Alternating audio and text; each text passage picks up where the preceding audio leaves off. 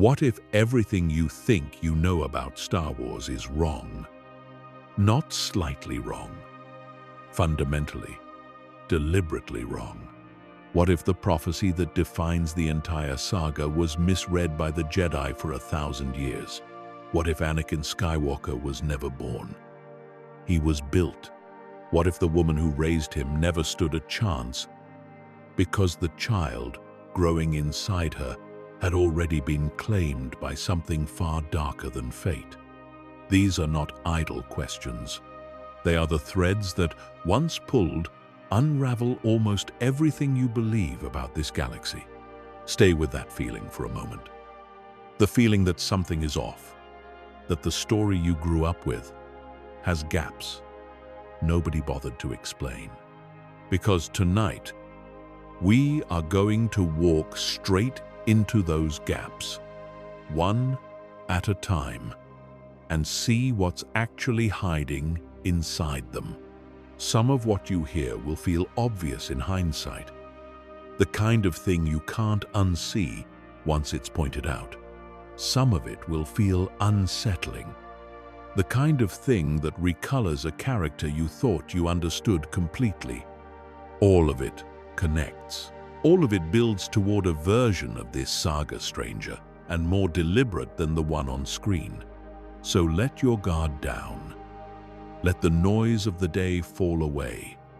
We're not here to rush through plot points you already know. We're here to go underneath them, into the quiet architecture nobody talks about, the kind of mist that settles slow and stays. We begin with a question that has haunted careful viewers for decades. What if the prophecy of the Chosen One was never actually about destroying the Sith in the way everyone assumed? The official line, repeated by Jedi Masters across generations, was simple enough on its face. A being would come, born of unusual circumstances, who would bring balance to the Force by ending the Sith and restoring the natural order. It sounds clean. It sounds like the kind of prophecy you would expect from an ancient religious order convinced of its own righteousness. But prophecies in mythology are rarely so straightforward. And the Jedi, for all their wisdom, were notoriously bad at interpreting their own scripture. Consider what balance actually means. Not the eradication of darkness, but the equilibrium between light and dark. A structure where neither side overwhelms the other. If that is the true meaning, then Anakin Skywalker did not fail the prophecy by falling to the dark side and becoming Darth Vader. He fulfilled it. By becoming the very embodiment of the dark side's power within a single being, and then by destroying the Emperor at the moment of his own redemption, he didn't simply remove the Sith from the equation. He balanced the scales by experiencing both extremes within himself and ultimately choosing neither pure light nor pure dark, but something in between. A being who loved his son more than he feared his master. The galaxy was not freed from darkness when Vader died. It was freed from imbalance. The Force itself, if we treat it as something closer to a living, breathing entity rather than an impersonal energy field, may have required a vessel capable of experiencing the full spectrum of its nature in order to correct itself. Anakin was that vessel. His suffering, his rage, his eventual sacrifice were not bugs in the design. They were the mechanism by which balance was restored. This reframes nearly everything about the prequel trilogy. The Jedi Order's confusion about Anakin, their suspicion of his attachment to Padme, their inability to see him as anything other than a problem to be managed, rather than a force of nature to be understood, becomes almost tragic in hindsight. They were trying to mold the universe's balancing mechanism into a compliant soldier, and in doing so, they may have accelerated the very fall they feared. There's a deeper layer here too. If the prophecy was misread by the Jedi for 1,000 generations, then the entire foundation of their order, their rules around attachment, their suppression of emotion, their belief that the dark side could simply be avoided through discipline, was built on a fundamentally flawed premise. The Sith, in their own twisted way, may have understood something the Jedi refused to acknowledge: that the Force is not a binary system to be purified, but a dynamic one to be navigated. Imagine living your entire life as a Jedi, training students for decades under a doctrine that history itself proves to be incomplete. Imagine the quiet horror of Yoda in his exile on Dagobah, slowly coming to terms with the idea that the order he devoted 900 years to may have misunderstood its own founding purpose. There are hints of this in his later dialogue, his admissions to Luke that the Jedi were arrogant, that even the great masters could be wrong. Perhaps this is what he meant. Not simply that they failed to detect Palpatine, but that they failed to understand the very prophecy that gave their order its sense of cosmic purpose. Let that settle for a moment. 1,000 years of tradition, built on a single misreading. It changes how you see every Jedi who ever quoted the prophecy with such confidence, never imagining that the answer was hiding in plain sight, in the word balance itself. From there, let's drift toward a colder, more calculating kind of theory, one that concerns the architect of nearly everything that goes wrong in the saga, Sheev Palpatine. It has often been suggested, half-jokingly, that Palpatine's plan was simply too perfect, that no single mind could have orchestrated the fall of the Republic, the rise of the Empire, the corruption of Anakin Skywalker, and the eventual destruction of the Jedi Order with such precision. But what if his plan was not, in fact, entirely his own? What if Palpatine was less an architect and more a conduit, a vessel through which centuries of Sith strategy, encoded across generations of masters and apprentices, finally found their execution? Darth Bane's rule of two was designed for exactly this kind of long game. By limiting the Sith to a master and an apprentice, Bane ensured that Sith knowledge would never be diluted or lost to infighting. Each master would pass on not just power, but strategy, refined and adjusted across centuries. Each apprentice building on the lessons of those who came before. Palpatine inherited this lineage. He inherited Darth Plagueis' research into manipulating midi-chlorians, research that, according to his own account to Anakin, may have led to the creation of life itself. If Plagueis truly could influence the midi-chlorians to create life, then the unusual circumstances of Anakin's birth, a virgin birth with no father, suddenly take on a far darker implication. What if Palpatine, learning from his master's research, orchestrated Anakin's very existence?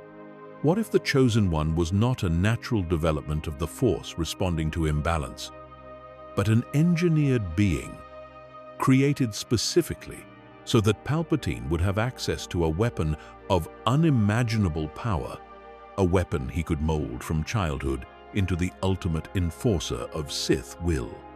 This theory recontextualizes the entire prequel trilogy as something closer to a long con played not just on the Jedi and the Republic, but on the Force itself. Palpatine didn't simply exploit the prophecy. He may have manufactured its very fulfillment, ensuring that whatever cosmic balance the Force sought would be delivered directly into his hands, wrapped in the body of a boy from Tatooine, who had no idea he was the culmination of decades of dark side experimentation. Consider the implications for Shmi Skywalker, Anakin's mother, a slave on a remote desert world with no apparent connection to galactic politics. If her pregnancy was engineered through the dark side, then she becomes one of the most tragic and overlooked figures in the entire saga. An unwitting participant in a scheme so vast she could never have comprehended it, raising a child who was never entirely her own creation, but partly the design of a Sith Lord she would never meet. It also explains, in a chilling way, why Palpatine seemed to know exactly which buttons to press with Anakin throughout the films. He wasn't simply a skilled manipulator reading a vulnerable young man. He may have been studying the development of his own creation for years, watching from the shadows as the weapon he engineered grew into the role he had always intended for it. Every conversation between Palpatine and Anakin in the prequels takes on a different texture under this lens. Palpatine isn't seducing a stranger to the dark side.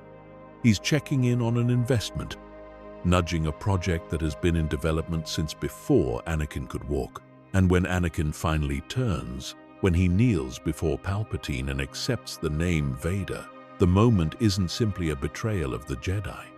It's the closing of a loop that began decades earlier in a laboratory of dark side science.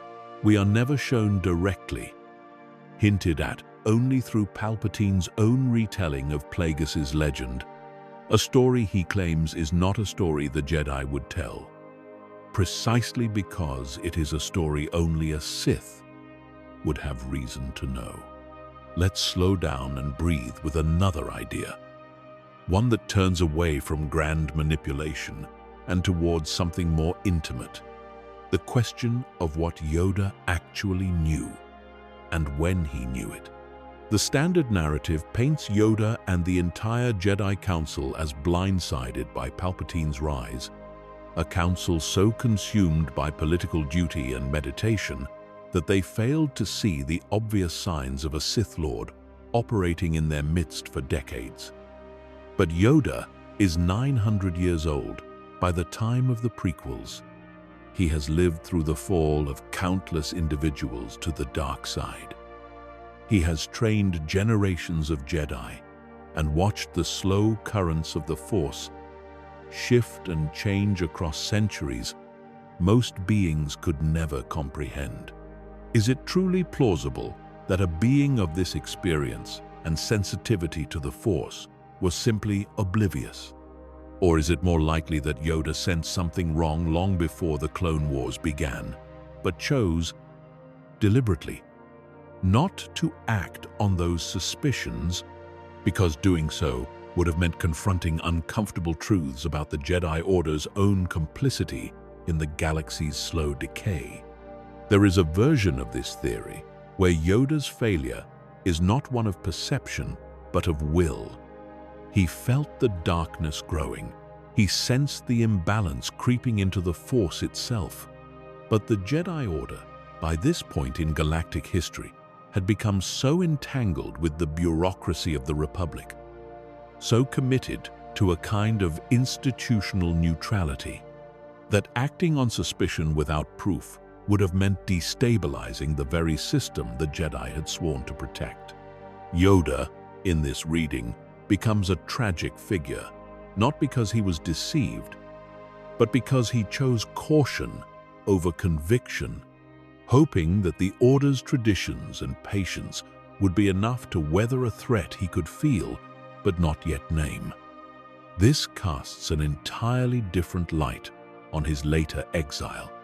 When Yoda retreats to Dagobah after Order 66, his isolation is not simply grief or shame at having failed to stop Palpatine. It is penance for a much older failure, the failure to trust his own instincts when it mattered most, the failure to break from tradition and investigate the darkness he had sensed for years, but talked himself out of confronting. There's a particular kind of sorrow in this version of the story.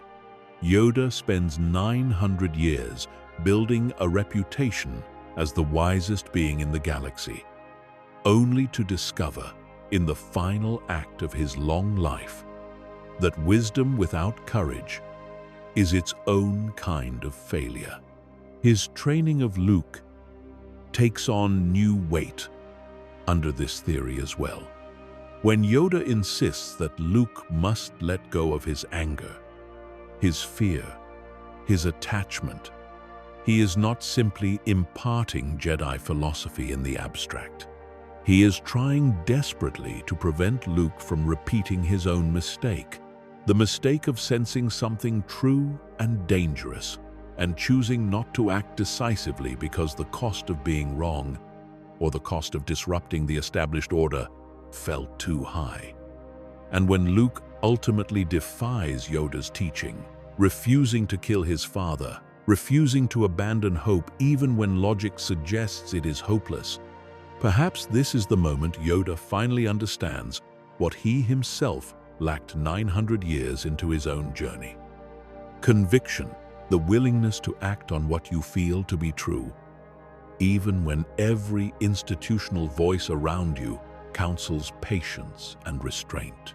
There's a quieter, stranger theory that concerns Qui-Gon Jinn, a man whose death in the very first act of the prequel trilogy seems almost incidental in hindsight, a plot device to remove a mentor and clear the path for Obi-Wan's arc. But Qui-Gon's death may be one of the most consequential events in the entire saga, not because of what he did while alive, but because of what he became afterward. Qui-Gon Jinn was the first Jedi in living memory to discover the secret of retaining consciousness after death, the ability to commune with the living as a Force ghost. This was not a power passed down through Jedi tradition. It was something Qui-Gon uncovered on his own, likely through contact with beings on the fringes of Jedi philosophy, perhaps even through forbidden knowledge that brushed up against the kind of immortality the Sith themselves sought through far darker means. If Qui-Gon was the first to crack this secret, then his death was not simply a tragedy. It may have been the beginning of an entirely new kind of Jedi influence on galactic events, one operating from beyond the veil of death itself. Consider how much of Obi-Wan's later behavior aligns suspiciously well with guidance Qui-Gon might have provided from beyond.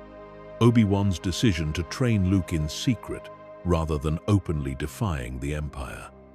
His insistence on hiding rather than confronting Vader directly for nearly 2 decades. His final choice to allow himself to be struck down by Vader's blade, sacrificing his physical form to become, as he himself says, more powerful than Vader could possibly imagine. This is precisely the path Qui-Gon pioneered.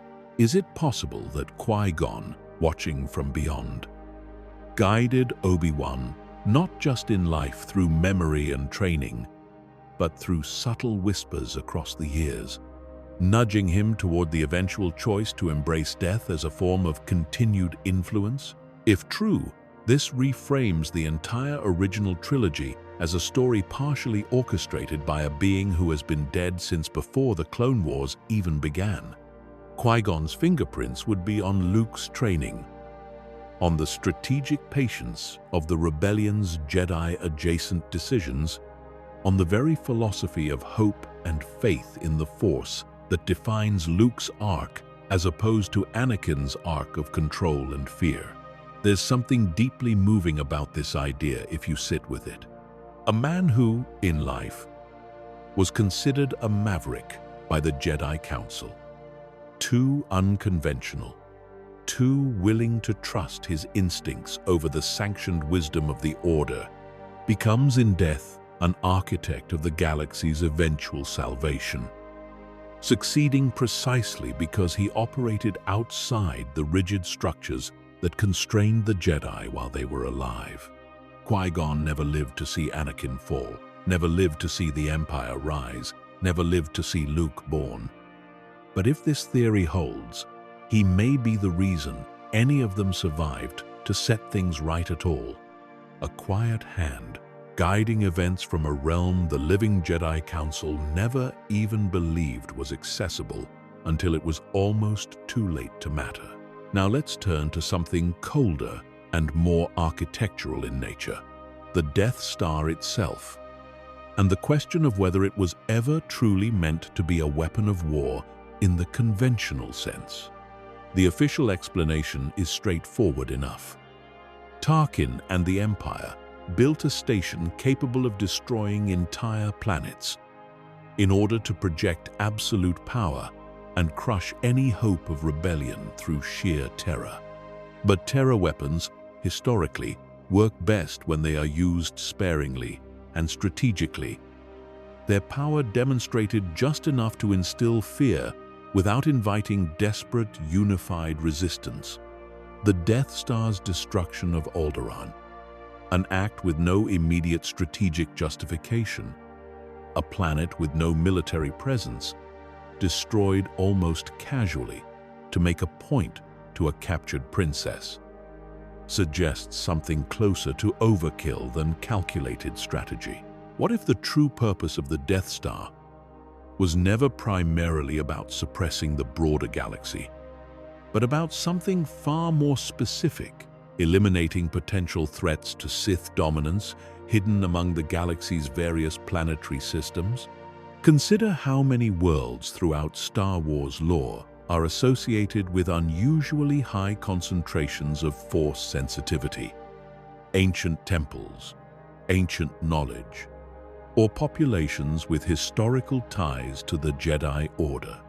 A weapon capable of erasing an entire planet in seconds would be remarkably effective, not just at crushing rebellion, but at permanently severing any possibility of Force-sensitive resistance ever rising again from specific, targeted locations.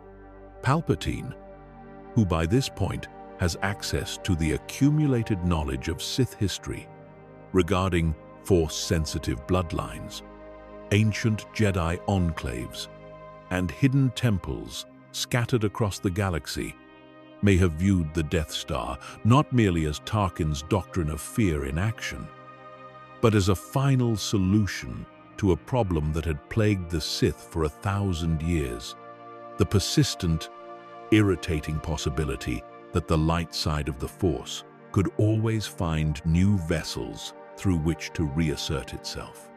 If this is true, then the destruction of Alderaan was never really about Leia, or about sending a message to the rebellion. It may have been the execution of a long-planned strike against a world Palpatine had identified, through means we are never shown, as significant to the Force in ways that threatened Sith permanence.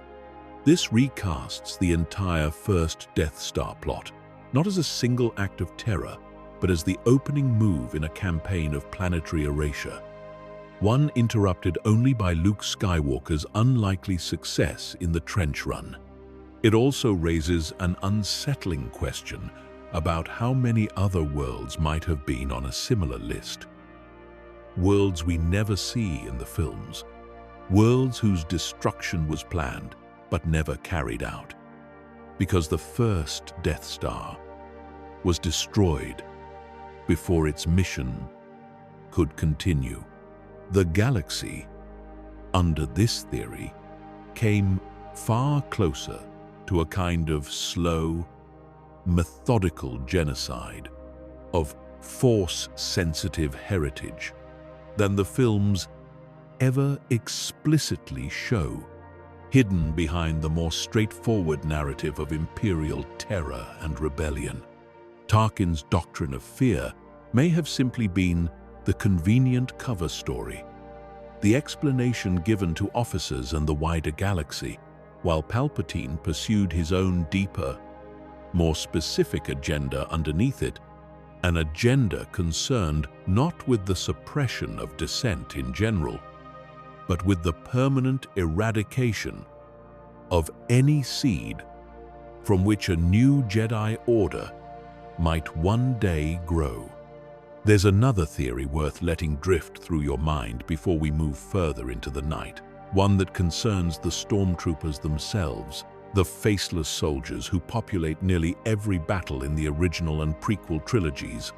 The common assumption, reinforced by decades of jokes about their poor aim, is that stormtroopers are simply bad shots, comic relief in white armor, who exist to be mowed down by the heroes without consequence. But what if their consistent failure to hit their targets, particularly the protagonists, was never a flaw in the storytelling, but a deliberate, if dark, design choice baked into the Empire's strategy from the very beginning? Consider the pattern across the original trilogy. Stormtroopers consistently fail to hit Luke, Leia, Han, and their allies in situations where, realistically, overwhelming firepower should result in certain death. Meanwhile, the same stormtroopers demonstrate competent, even lethal accuracy against background characters and unnamed rebels throughout the same battles. This selective incompetence becomes far more interesting if we consider who is actually directing these encounters from a strategic level. Palpatine, with his vast knowledge of the Force and his unique ability to sense the currents of destiny moving through key individuals, may have had far more granular control over Imperial operations than the films ever explicitly state. If Palpatine, even subtly, influenced certain engagements to ensure the heroes survived their early scrapes with the Empire, the pattern of suspiciously poor stormtrooper marksmanship around the protagonists specifically suddenly makes a strange kind of sense. Why would Palpatine want Luke Skywalker, a known threat with growing Force sensitivity, to survive his initial confrontations with Imperial forces?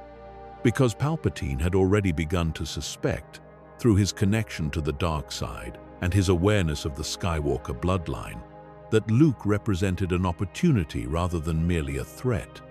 A Force-sensitive son of Anakin Skywalker, raised in ignorance of his true heritage, was exactly the kind of asset Palpatine could eventually attempt to turn, just as he had turned Anakin decades earlier.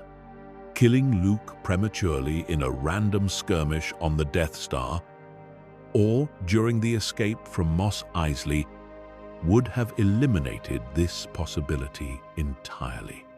Instead, by allowing Luke and his companions to repeatedly escape situations that should have been fatal, the Empire, whether through direct Force influence from Palpatine or simply through institutional incompetence that Palpatine chose not to correct, ensured that Luke's story could continue long enough for Palpatine to eventually attempt to seduce him to the dark side, mirroring his earlier success with Anakin. This theory transforms the comedic trope of stormtrooper inaccuracy into something far more sinister. Evidence not of poor training, but of a galaxy-spanning game being played by a single patient mind who understood that some battles were worth losing in service of a longer, more devastating strategy. It also reframes Vader's own behavior during these early encounters. His pursuit of Luke and his companions often seems strangely restrained for a being capable of crushing them outright. Perhaps Vader, sensing his son's presence even before he consciously acknowledged the connection, was already subtly working to ensure Luke's survival, an instinct of fatherhood operating beneath his conscious loyalty to the Emperor, manifesting as orders that somehow always left just enough room for the rebellion to slip away. Let's drift now toward a theory concerning the very nature of the Force itself. Something more cosmic and abstract than the political machinations we've been discussing.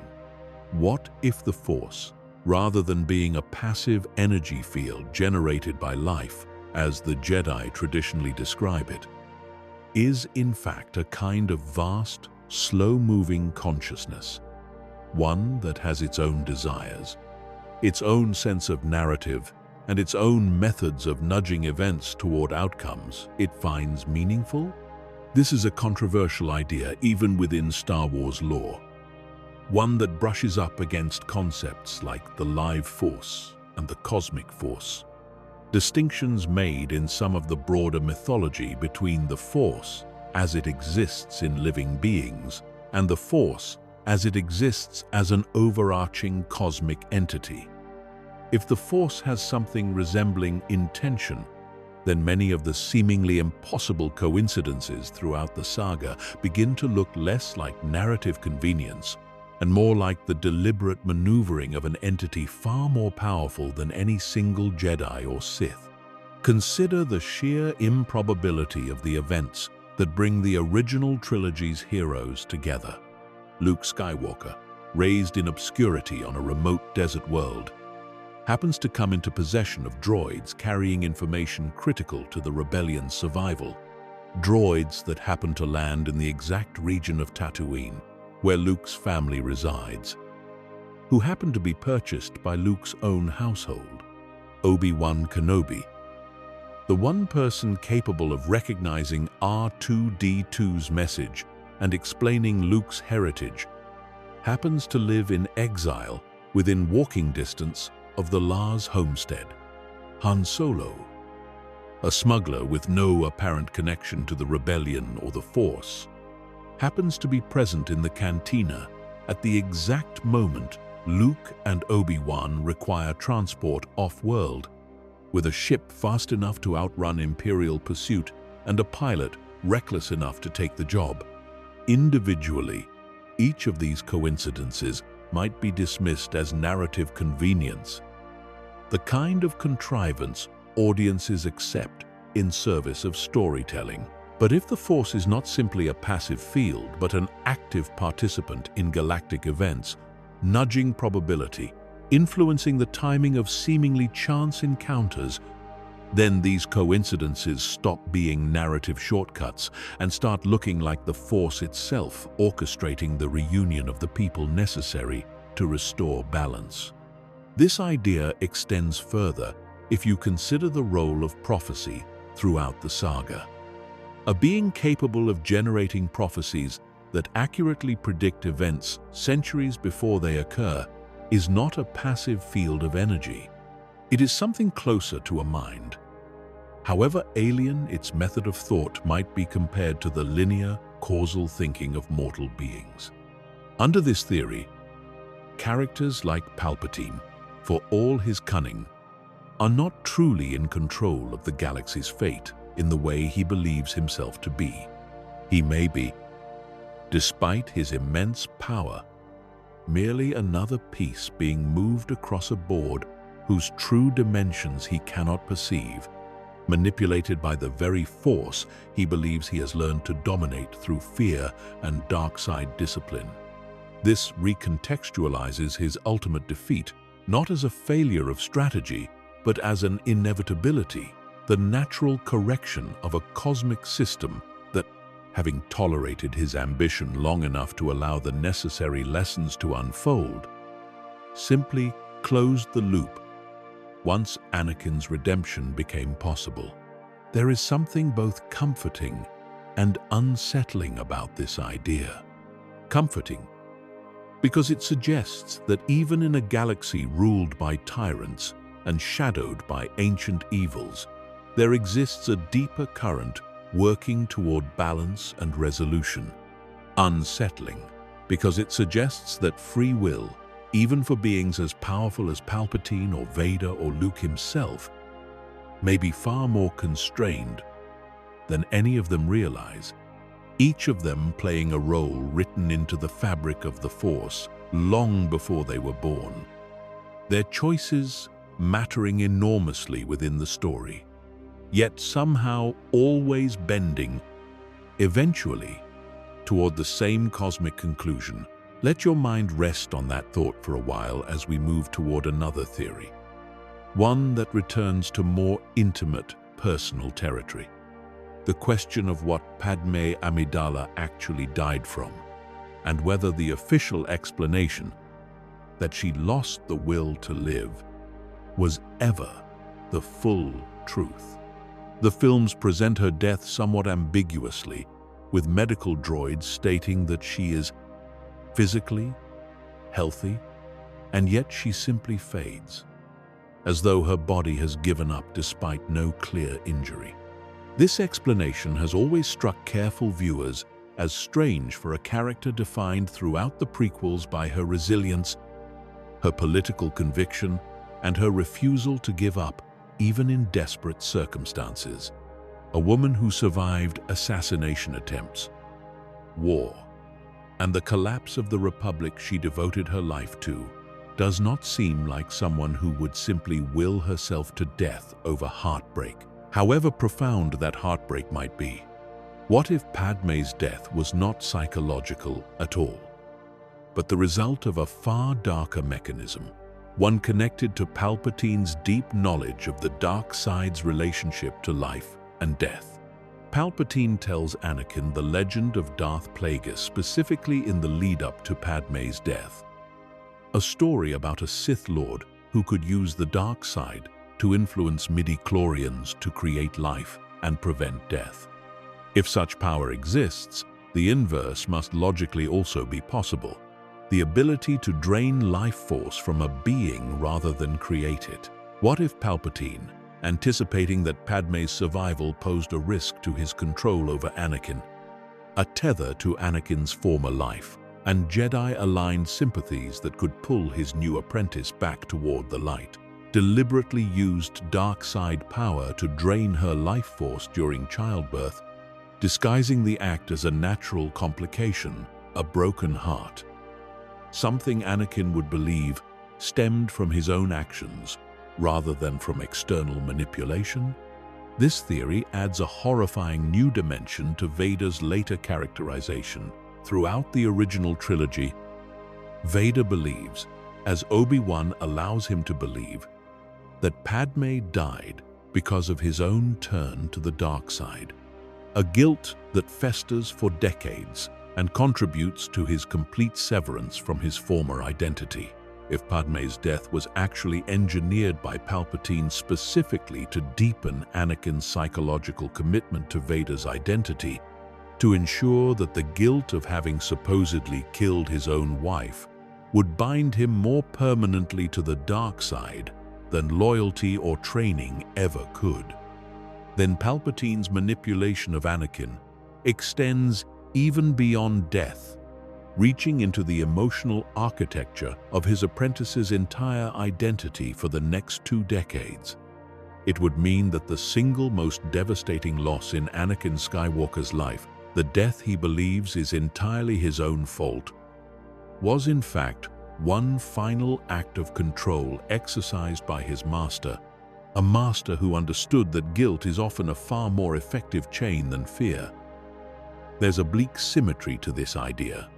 Palpatine creates Anakin through dark side manipulation of the Force, according to the Plagueis legend, and then, years later, ends the life of the woman Anakin loves through that same forbidden knowledge, completing a kind of dark side authorship over the most significant relationships of Anakin's entire existence. Birth and death, both touched by Sith hands, both designed to shape the same vessel into the weapon Palpatine always intended him to become. Let's allow the night to carry us toward a quieter, more philosophical theory now, one concerning Darth Maul and the question of why a Sith Lord trained from infancy for a single, glorious moment of revenge against the Jedi was discarded so quickly, sliced in half and left for dead after barely a handful of scenes.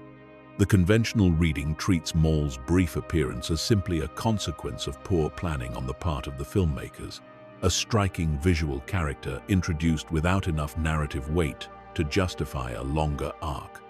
But within the logic of the story itself, Maul's swift defeat may carry a deeper meaning about the nature of Sith training and the philosophy of the rule of 2.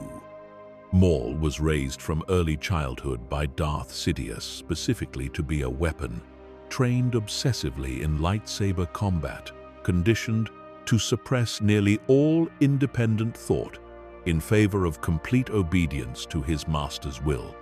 He was, in essence, the perfect apprentice under a very narrow definition of perfection. Unwavering loyalty, devastating physical skill, and an absence of the kind of ambition that might one day threaten his master's position. But this same conditioning may have been Maul's fatal flaw.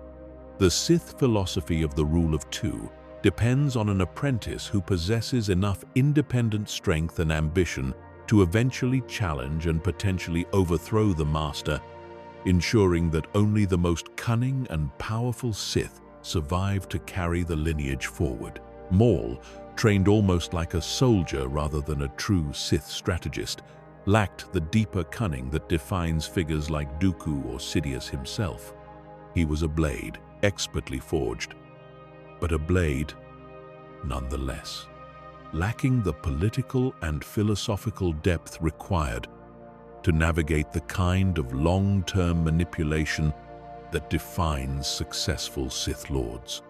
His defeat on Naboo, then, was not simply bad luck or an unlucky duel against two Jedi at once. It may have been an inevitable consequence of a training philosophy that prioritized obedience and combat prowess over the strategic depth Sidious himself possessed in abundance. Sidious, watching his apprentice fall, may have understood immediately that Maul's death, while a tactical loss, confirmed something he had perhaps already suspected. That Maul, however impressive his physical abilities, was never going to be the apprentice capable of helping him execute his decades-long plan to dismantle the Jedi Order and seize control of the galaxy. This reframes Maul's later survival and obsession with revenge, chronicled across the animated series that followed his initial defeat, in a particularly tragic light.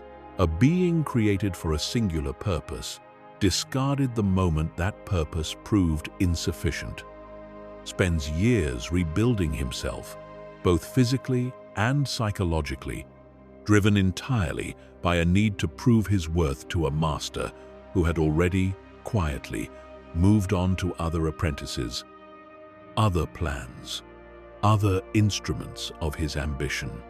Maul's entire later arc becomes a meditation on obsolescence, on what happens to a weapon once its wielder finds a sharper blade, and the particular horror of being discarded not through malice, but through simple, cold calculation. There's a related theory worth letting drift alongside this one, concerning Count Dooku, and the question of whether his fall to the dark side was less a betrayal of Jedi principles and more a logical, almost inevitable consequence of flaws the Jedi Order itself refused to address. Dooku was, by all accounts, one of the most skilled and respected Jedi Masters of his generation, a former teacher of Qui-Gon Jinn, a member of the Jedi Council, a being of immense political and philosophical insight.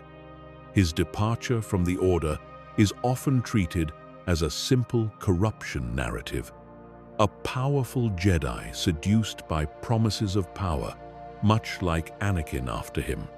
But Dooku's own statements, particularly his attempts to warn Obi-Wan and later Anakin about a Sith Lord controlling the Senate from within, suggest a far more complicated motivation. What if Dooku's turn to the dark side was driven not by a hunger for power, but by a genuine, if ultimately misguided, belief that the Jedi Order had become too complacent, too entangled with a corrupt republic, too unwilling to act decisively against threats it could sense but refused to confront directly?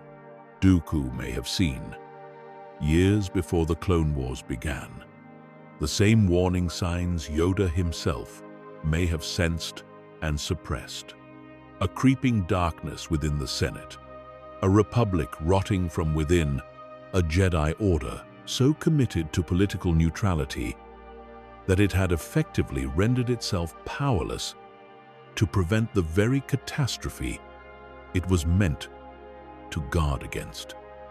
If Dooku approached Sidious not out of ignorance but out of a desperate, calculated gamble, believing he could use Sith power and political influence to eventually dismantle the corruption he saw within the Republic, even if it meant temporarily aligning with darkness, then his arc becomes less a simple morality tale and more a genuine tragedy of someone trying to fix a broken system through catastrophically wrong means. Of course, Dooku underestimated who he was truly dealing with. Sidious did not need an ally interested in genuine reform. He needed a puppet willing to lend legitimacy and military leadership to a war designed entirely to weaken the Jedi and the Republic simultaneously, setting the stage for the Empire's eventual rise. Dooku, brilliant as he was in matters of politics and combat, may have been just as thoroughly manipulated as Anakin would later become, the crucial difference being that Dooku entered his arrangement believing himself to be the one in control, a far more bitter form of self-deception than Anakin's more straightforwardly emotional fall. His death at Anakin's hands, encouraged and orchestrated by Sidious, specifically to harden Anakin's resolve and demonstrate the supposed necessity of ruthless action, becomes under this theory a kind of grim closing of the loop. One disillusioned former Jedi cut down to accelerate the corruption of the next, each generation of fallen idealists serving as stepping stones for Sidious's true, singular ambition. Let's turn now toward Obi-Wan Kenobi himself, and a theory concerning his long exile on Tatooine that complicates the simple narrative of a broken man hiding from his failures. The common interpretation holds that Obi-Wan retreats to the desert out of guilt and grief, watching over Luke from a distance, waiting patiently for the boy to come of age before guiding him toward his destiny. But there is a colder, more strategic reading available if we consider Obi-Wan's placement specifically on Tatooine, a planet with no formal imperial governance, no Senate representation, a world functionally outside the direct reach of imperial law and bureaucracy. Obi-Wan's choice of hiding place may not have been arbitrary sentiment, a desire to remain near Anakin's family out of guilt, but a calculated strategic decision based on decades of Jedi knowledge regarding the few remaining blind spots in galactic surveillance and control.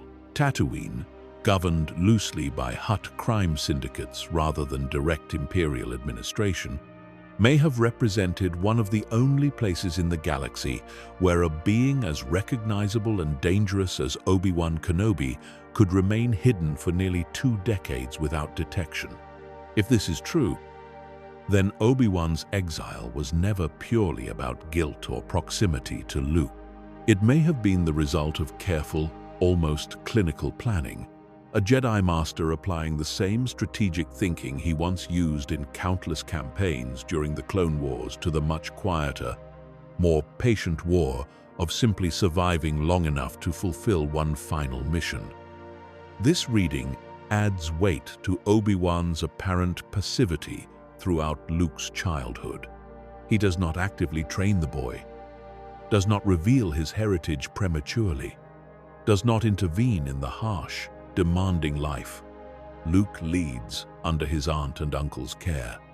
Some interpretations frame this as a failure of nerve, a broken man, unable to fully commit to his responsibilities.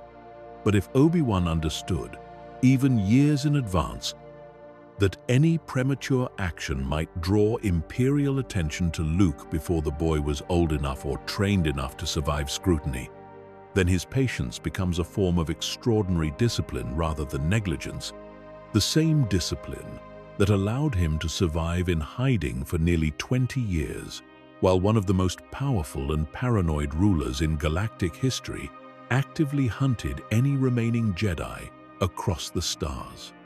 There's also a more painful layer to this theory, one concerning Obi-Wan's relationship with Owen and Beru Lars. Obi-Wan watches Luke grow up from a distance, presumably checking in occasionally, yet never forming the kind of close bond a mentor might be expected to build with a future student. Some have suggested this distance was deliberate, a way of ensuring that if Imperial forces ever did locate and interrogate the Lars family, they would have genuinely little information to offer about Obi-Wan's activities or Luke's heritage beyond the bare minimum necessary for survival. Under this theory, Obi-Wan's emotional distance from Luke throughout his childhood was not coldness, but protection, a calculated sacrifice of warmth and connection in service of operational security, the kind of decision a soldier makes when the stakes of failure are measured not in personal relationships, but in the survival of an entire galaxy's last hope. Now, let's drift towards something a little stranger. A theory concerning the nature of cloning and identity as it relates to the clone troopers themselves, beings created from the genetic template of the bounty hunter Jango Fett, yet shaped through accelerated growth and intensive conditioning into the disciplined soldiers who would eventually execute Order 66 against the Jedi they had fought alongside for years. The official explanation for the clones' sudden, near-universal compliance with Order 66 centers on the inhibitor chips implanted in their brains, a piece of technology designed specifically to override their loyalty and free will the moment the order was given. But there are lingering questions about how complete this control truly was, and what it suggests about the clones' actual experience of betraying the Jedi they had served beside, fought beside, and in many documented cases, genuinely cared for. If the inhibitor chips functioned as a near-total override of free will, erasing personal judgment in the moment Order 66 was issued, then the clones become tragic figures of a particular kind, soldiers whose bodies were forced to commit atrocities their minds, even briefly, may have resisted or grieved, even as their training compelled obedience. Some clones, like Rex, are shown later to have had their chips removed or malfunctioning, allowing them to resist the order entirely, suggesting that the technology, while powerful, was not infallible across every clone in the Grand Army. This raises an unsettling question about the clones who did comply. Were they simply following orders in the straightforward military sense, or were they, on some level beneath conscious awareness, forced to participate in something their own deeper instincts and relationships would have rejected, had they been given the choice? If this is the case, the execution of Order 66 represents one of the largest-scale violations of bodily autonomy and free will in the entire saga, a betrayal not just of the Jedi by the clones, but of the clones themselves by the very Republic and Sith architects who engineered their existence specifically to ensure their compliance regardless of personal conscience. There's a deep and uncomfortable parallel here to Anakin's own fall.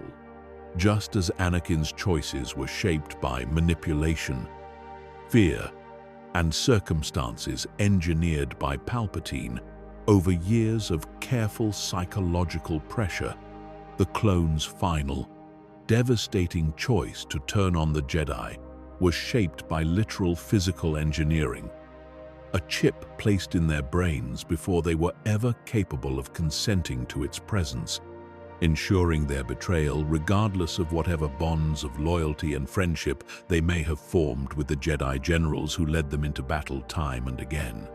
The clones, in this reading, become perhaps the most thoroughly victimized beings in the entire saga, denied not just freedom of choice in their creation and their military service, but denied even the basic dignity of choosing.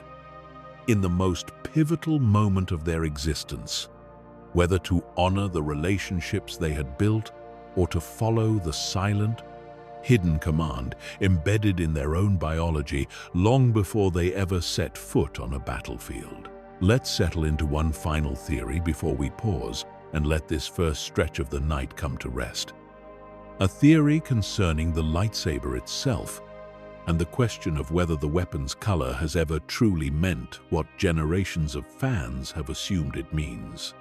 The common understanding holds that blue and green sabers belong to the light side, signifying the calm, controlled nature of Jedi, who have built their crystals through harmony and meditation, while red sabers belong to the Sith, the color produced when a kyber crystal is forced to bleed through violence and dark side corruption, rather than being naturally attuned by its wielder.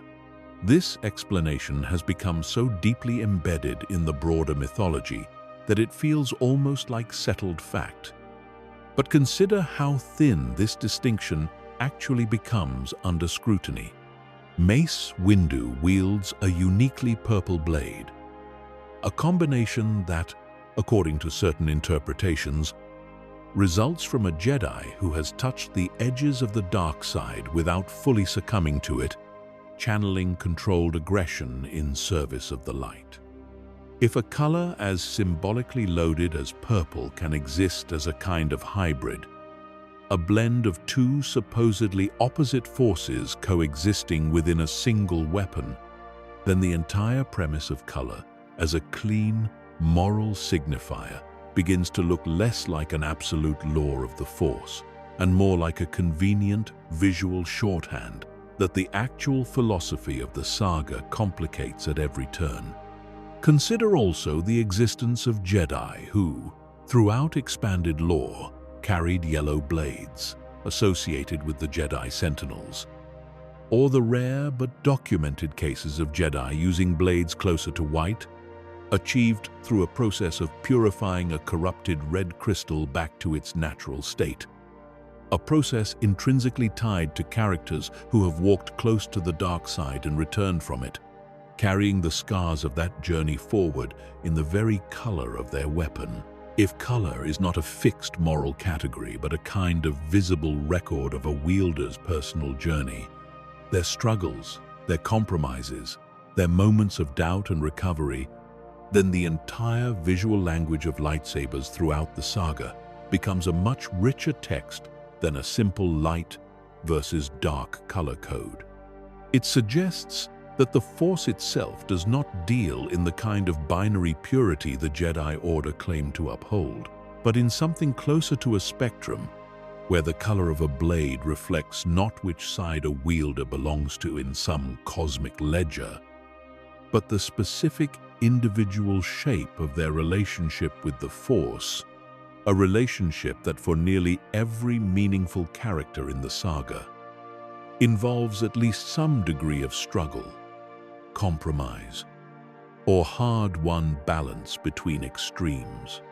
Under this reading, even Vader's iconic red blade becomes less a simple marker of villainy and more a kind of visible wound, a permanent record of the violence and corruption he inflicted on his own crystal during his fall.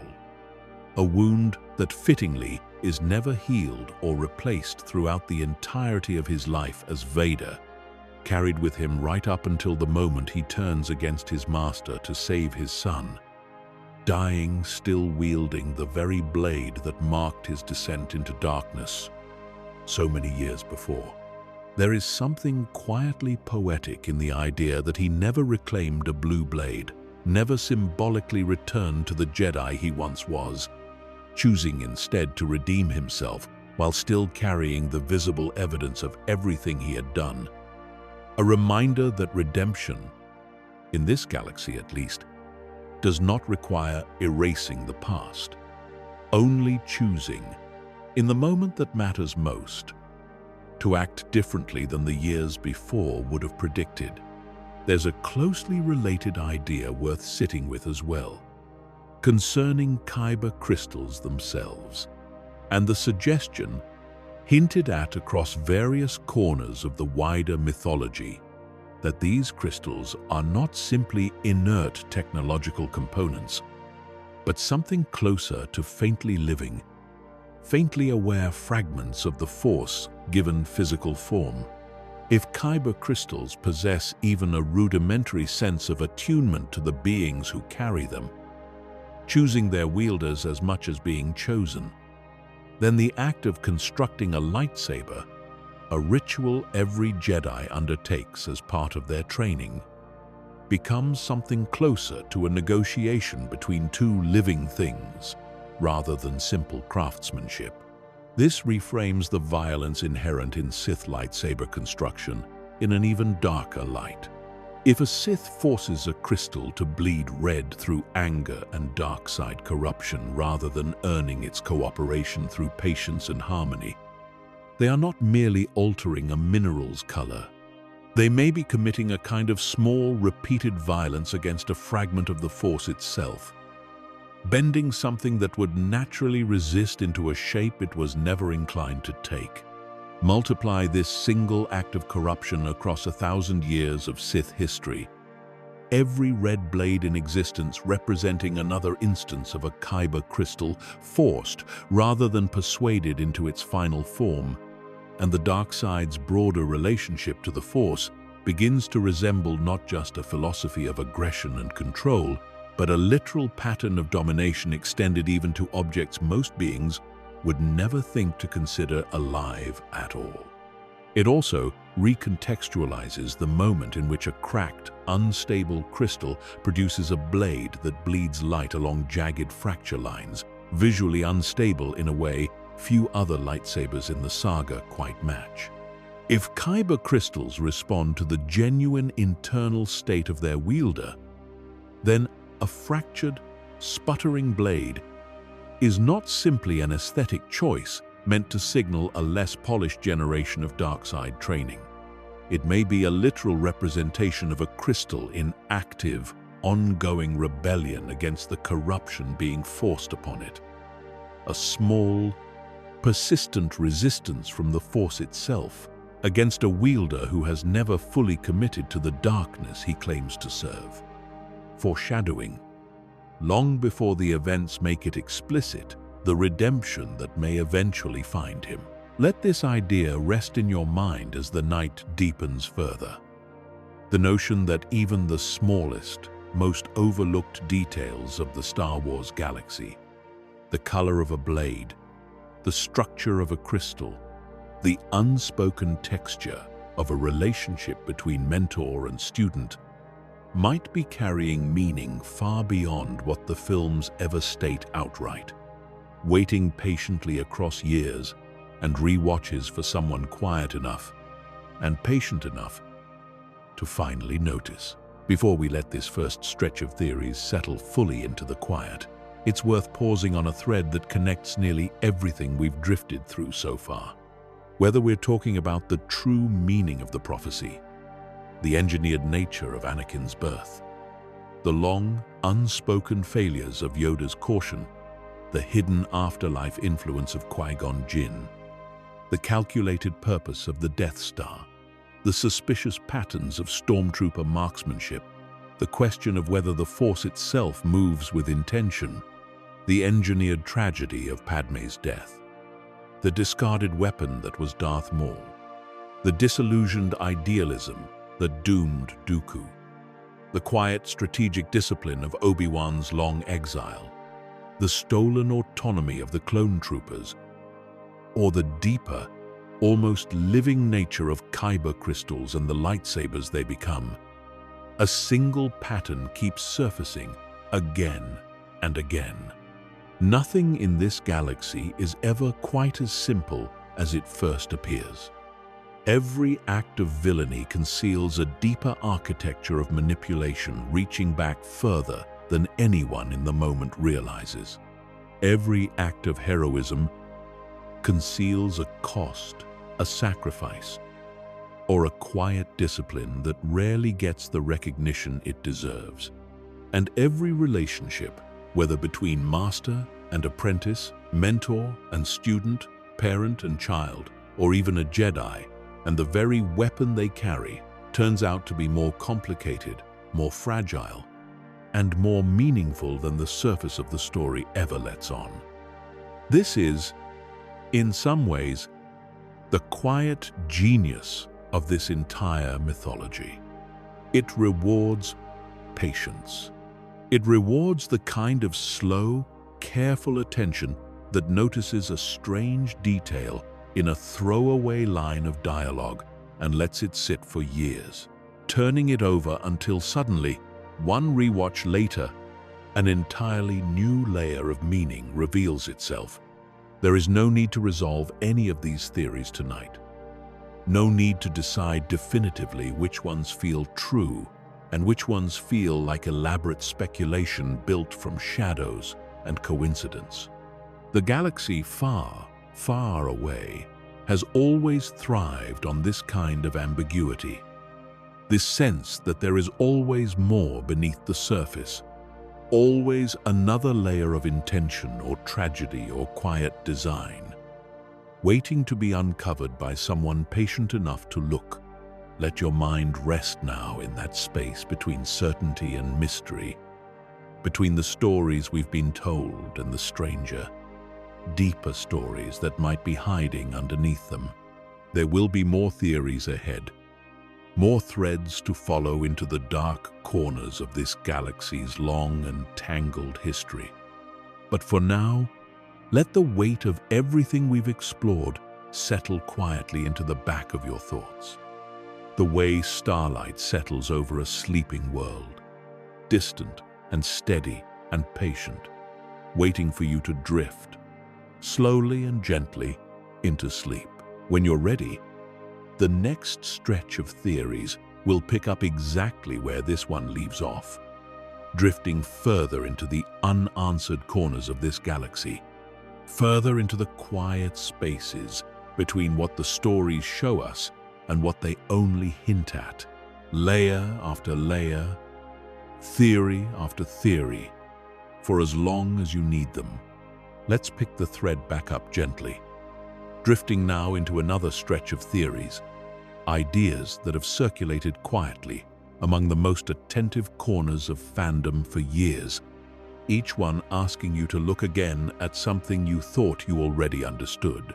We begin this stretch with a theory concerning Luke Skywalker himself and the strange, almost unsettling pattern of his choices during the original trilogy, choices that, taken together, suggest he may have understood far more about his own destiny far earlier than the films ever explicitly state. Consider the moment Luke first ignites his father's old lightsaber on the Millennium Falcon.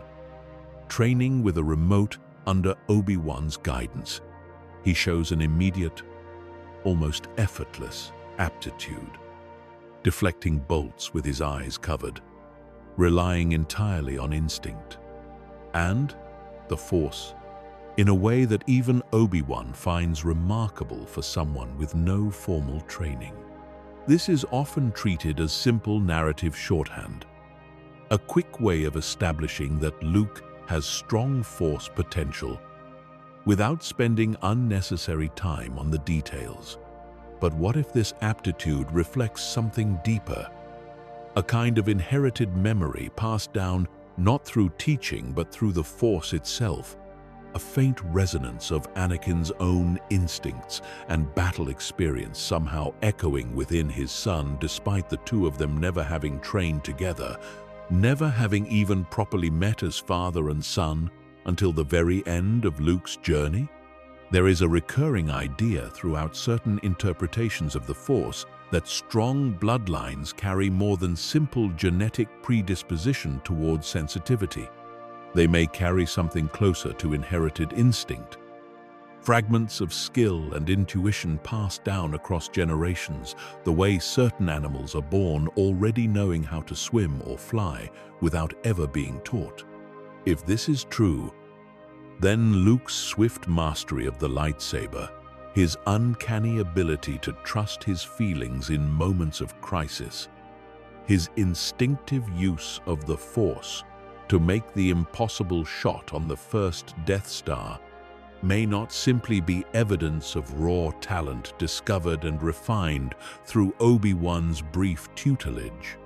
It may be evidence that some part of Anakin Skywalker, the brilliant, reckless pilot who could perform feats no other being in the galaxy could match, was always present within Luke, waiting beneath the surface for circumstances to call it forward.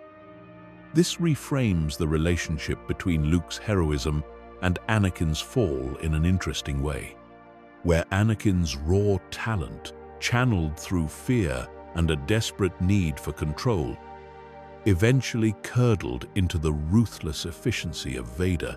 That same raw talent, inherited and reborn in Luke, channeled instead through patience, compassion, and an unwavering belief in the possibility of redemption, becomes the very thing that saves the galaxy rather than damns it. Father and son, carrying the same extraordinary potential, shaped by entirely different circumstances and entirely different choices, arriving at entirely different ends.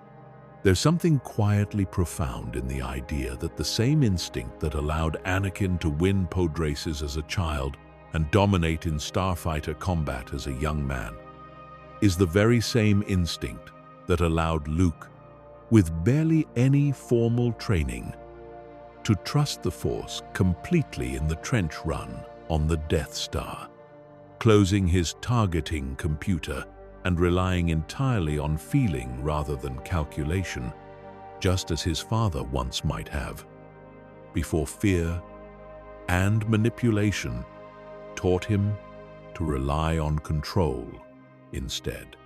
From here, let's drift toward a theory concerning Leia Organa, a character often treated, even within the films themselves, as somewhat secondary to Luke's central Force journey, despite being equally Force-sensitive, equally the child of Anakin Skywalker, equally capable, as later stories confirm, of touching and using the Force in ways that rival her brother's abilities.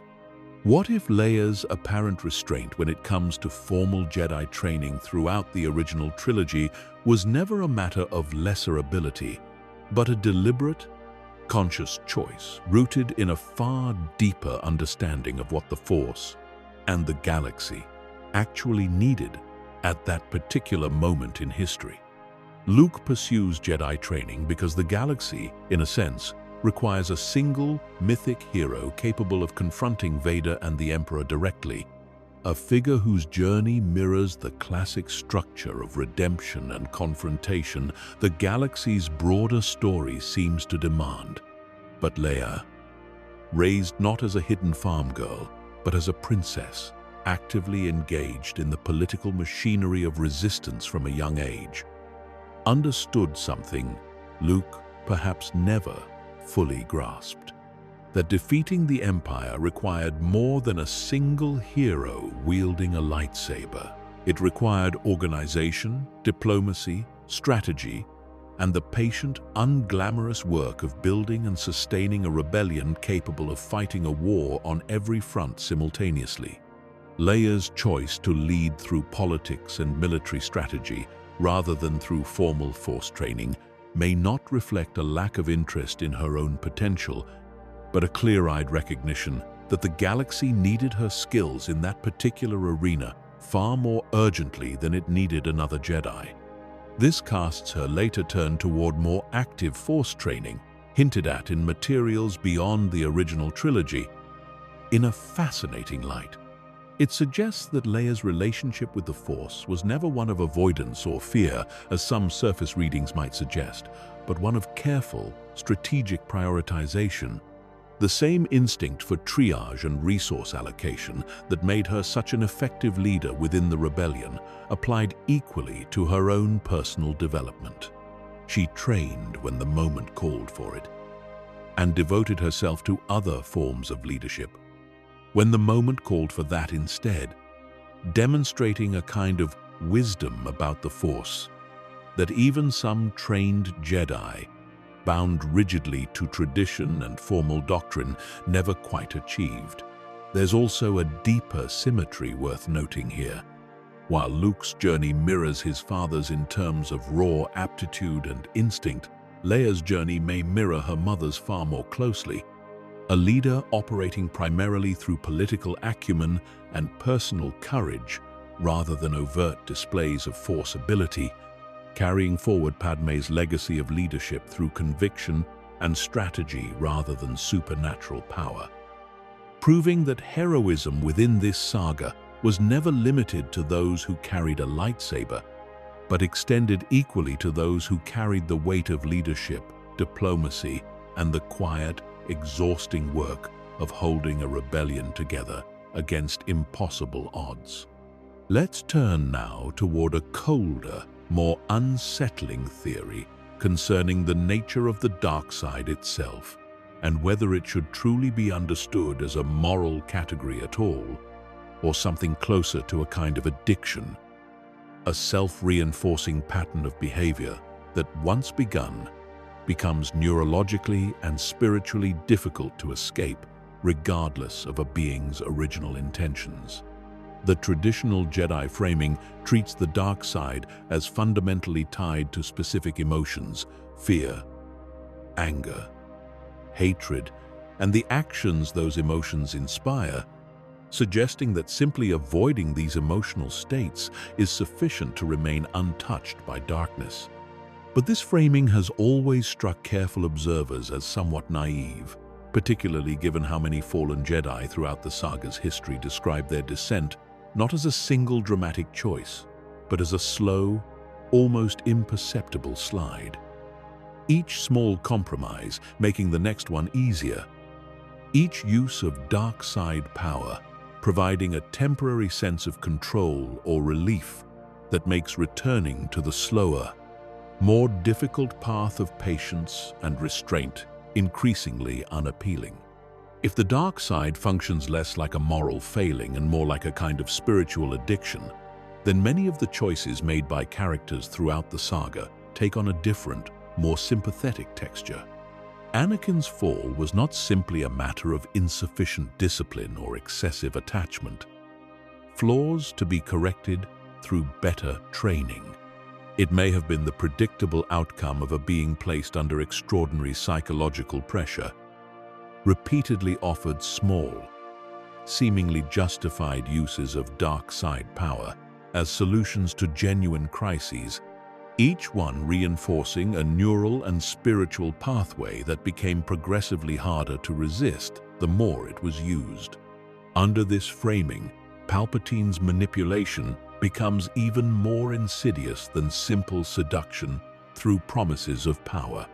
He functions almost like a dealer, carefully calibrating each exposure to the dark side, never offering too much too soon, always ensuring that Anakin experienced just enough relief, just enough sense of control in moments of genuine desperation to make the next small step feel not just acceptable, but necessary.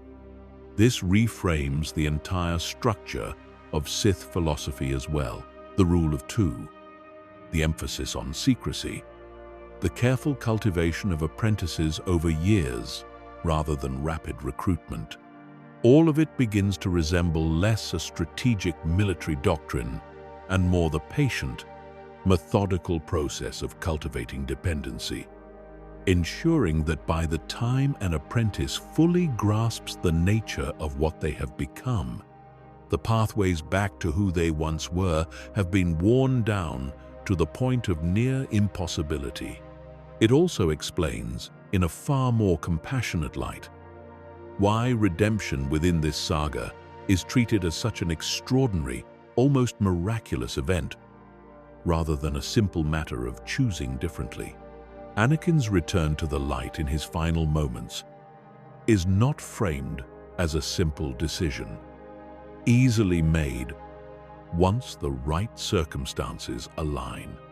It is framed as a profound act of will, a single moment of clarity, powerful enough to break through years, even decades, of deeply entrenched patterns.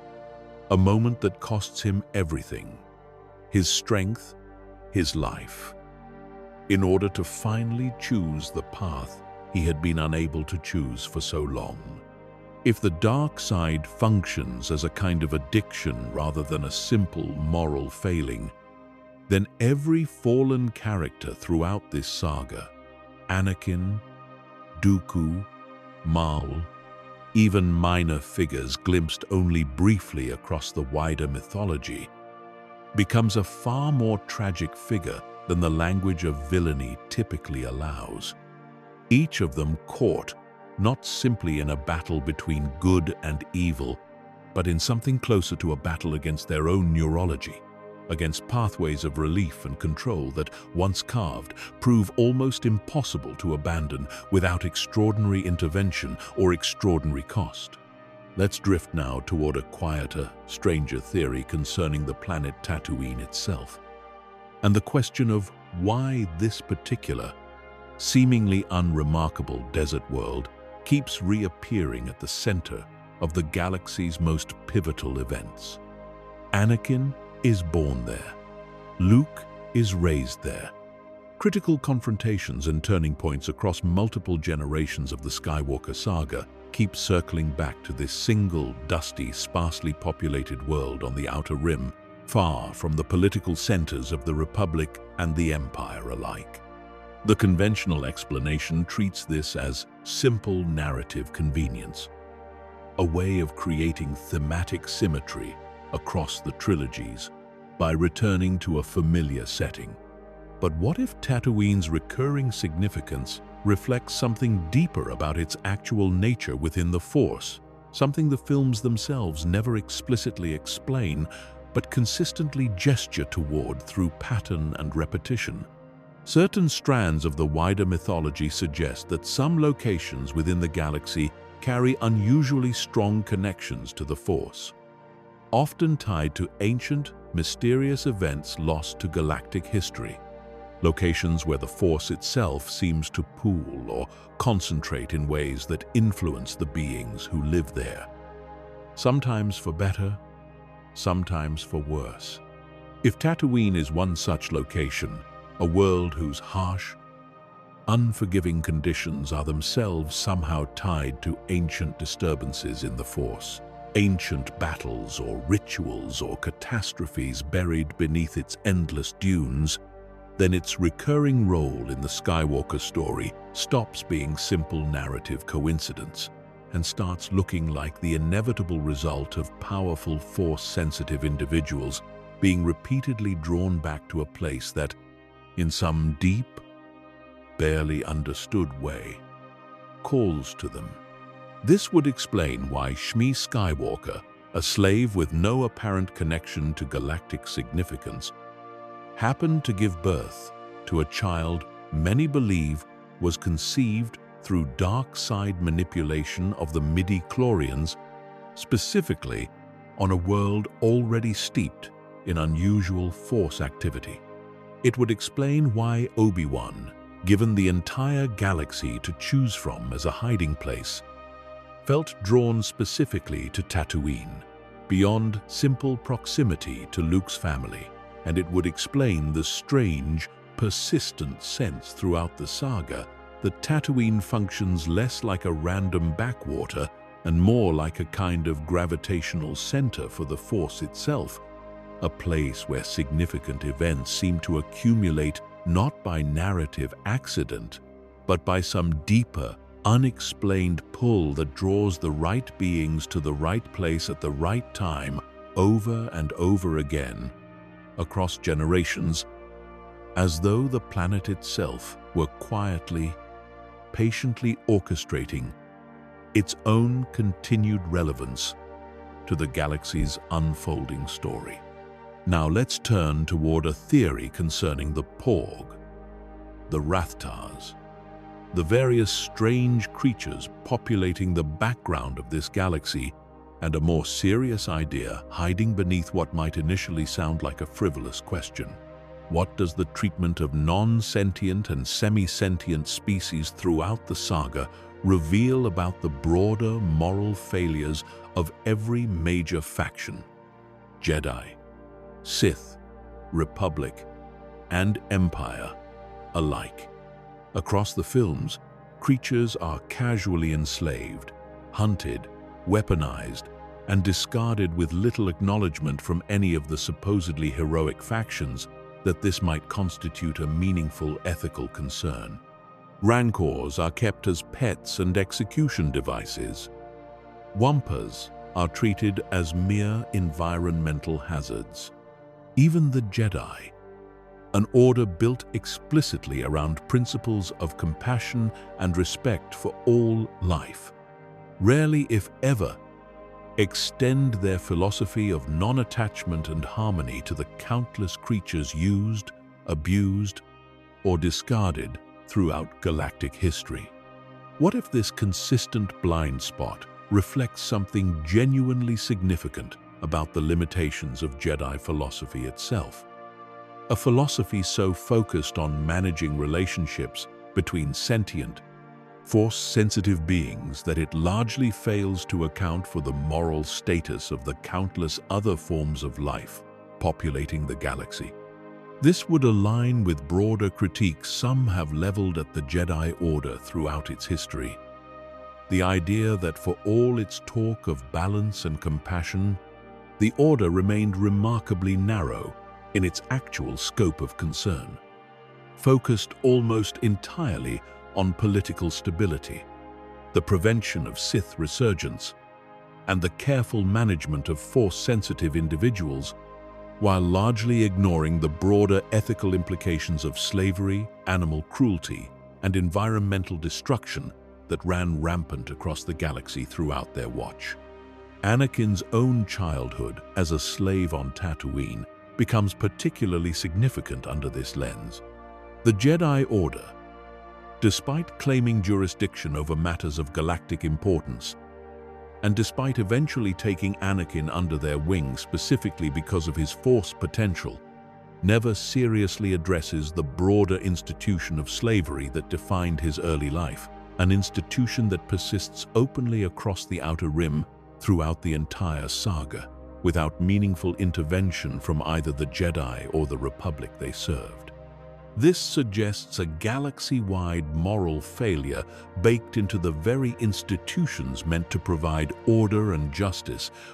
A failure the films rarely interrogate directly, but which becomes increasingly visible the more closely you examine the casual cruelty embedded in the galaxy's everyday functioning, from the treatment of droids, frequently shown experiencing what appears to be genuine fear, pain, and personality, despite rarely being granted moral consideration by the sentient beings around them, to the routine exploitation of alien species across countless background scenes, to the casual brutality inflicted on creatures throughout the saga's various action sequences. Perhaps this is one of the saga's most overlooked and uncomfortable theories, not a question of hidden plot twists or secret manipulations, but a quiet, persistent suggestion that even the supposedly enlightened forces of light within this galaxy, the Jedi, the Republic, the rebellion that follows in their footsteps, operated within and largely accepted a deeply unjust system. Their heroism, real and genuine within the narrow scope the films choose to focus on, yet incomplete in ways the story itself seems only partially aware of. A galaxy far, far away that, for all its wonder and mythic grandeur, remains haunted by the same blind spots and moral compromises that haunt civilizations far closer to home. Let's drift towards something more intimate again. A theory concerning Han Solo, a character often treated as the saga's grounded skeptic, the smuggler who famously doubts the existence of the Force before eventually coming to accept it through the events of his own adventures. But what if Han's skepticism throughout the original trilogy was never genuine disbelief, but a carefully maintained performance, a defense mechanism built from years of operating in a galaxy where believing in destiny, in cosmic purpose, in forces larger than oneself, made a person vulnerable in ways a smuggler living on the margins of galactic society simply could not afford. Han grew up, according to various accounts woven into the wider mythology, in circumstances of poverty and hardship, eventually finding his way into a life defined by self-reliance, quick thinking, and a deep, hard-earned suspicion of anything that asked him to trust in forces beyond his own control. Under this reading, Han's famous insistence that there's no mystical energy field controlling his destiny is not naivety in the face of obvious cosmic truth, but a psychological survival strategy, a way of maintaining the sense of agency and control necessary to survive as an independent operator in a galaxy increasingly dominated by larger ideological forces. The Empire on one side, the Rebellion and its Jedi allies on the other. Believing in the Force, for Han, would mean accepting that his choices matter less than he needs them to matter, that he is simply a piece being moved by currents far beyond his understanding, an idea fundamentally incompatible with the self-made identity he has spent years constructing for himself. This reframes his eventual grudging acceptance of the Force's reality not simply as an updating of his factual beliefs based on new evidence, but as a much deeper, more vulnerable shift in his entire worldview, an acknowledgement that perhaps his life has never been as fully self-authored as he needed to believe, that perhaps some of his most consequential choices, meeting Luke and Obi-Wan in that cantina, returning to help destroy the first Death Star despite his initial intention to take the reward money and leave, were themselves quietly shaped by currents he had spent his entire adult life refusing to acknowledge. There's something deeply moving in this interpretation of Han's arc. The idea that his journey throughout the trilogy is not simply about becoming a hero through circumstance, but about slowly, reluctantly surrendering a hard-won psychological armor, built specifically to protect him from the vulnerability of believing in anything larger than his own immediate survival, a surrender that ultimately allows him to fall in love, to commit to a cause larger than himself, and to become, despite every defensive instinct built over years of hardship, exactly the kind of person capable of genuine heroism and genuine connection that his younger self might never have believed himself capable of becoming. There's a related theory worth considering alongside this one, concerning Lando Calrissian and the particular nature of his betrayal of Han, Leia, and their companions on Bespin, a betrayal often discussed in terms of simple moral weakness or desperate circumstance.